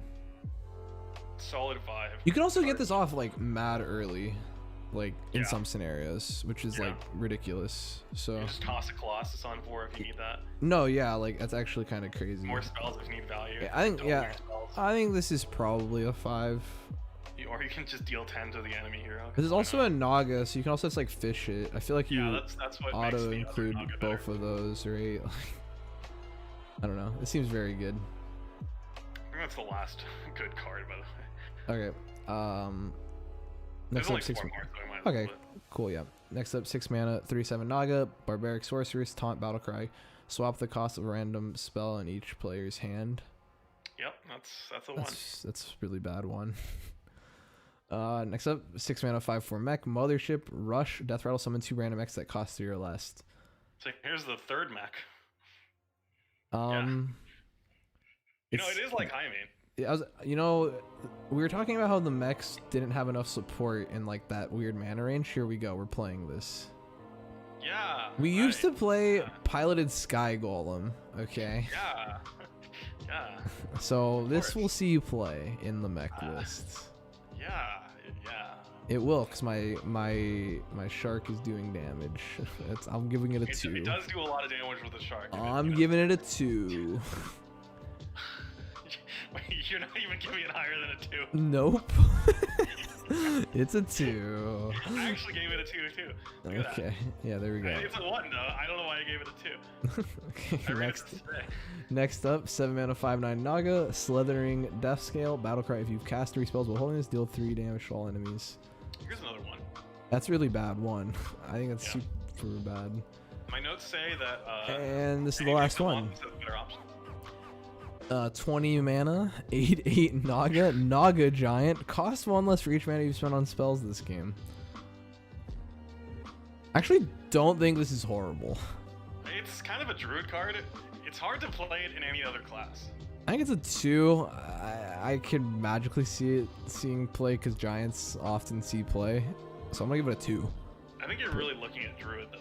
It's the only class that can play it. Yeah, you have to play a lot of mana worth of spells to make this like actually valuable. But yeah, so overall winners, let's just pick quickly because this has been running for some time. We're looking at the best cards are probably Queen. Queen, Ashara. A lot of these Naga cards are pretty crazy. It's actually. I'll say my pick for the winner for overall is just Dredge's mechanic. I think Dredge is gonna look absolutely broken. Druid. Token druids are gonna be really dumb with aquatic form and their bottom feeders. I think the Warlocks are gonna look pretty good too. They have strong recovery tools. They're not as strong early game as Murlocs might want to be. Oh, I also think Pirate Rogue is gonna be like mad stupid. But yeah, those are my predictions. Are Reno control lists are gonna be a thing, and then Pirate Rogue is gonna be stupid. And I think Warrior will suck. is my prediction. Bro, Reno Warrior. I think Pirate Warrior could be good, like mid-range Pirate Warrior. I think that might be a deck. I think Gigafin itself literally just shuts down any like board-based deck. So that's really where the Murlocs converge. Yeah, that is, I think Warlock will be very good as well. But any closing words about your excitement for Voyage to the Sunken City? I am looking forward to being wrong about every single card here. Don't add us. Just add Alec, okay? I'll give you guys. Ask for his Discord in the comments. It will be there. I'm looking forward to Mech Mage being tier 0 and somehow. Yes, sir. Mech Mage. You know the mechs are seriously terrible. Like they're just so bad. There's 2 good mechs. There's 2. There's the Dredge card and the Shark, and that's it. I'm ready for Abyssal Curse to be tier 0. That's what I'm looking forward to. Look out for that. Everyone's gonna be wrong about that. I don't see it. I just don't see it. The fact that I don't see it worries me even more. It's like, what if, you know? This has been Alec and Ryan with our aggressively optimistic card review session. Peace out, everybody.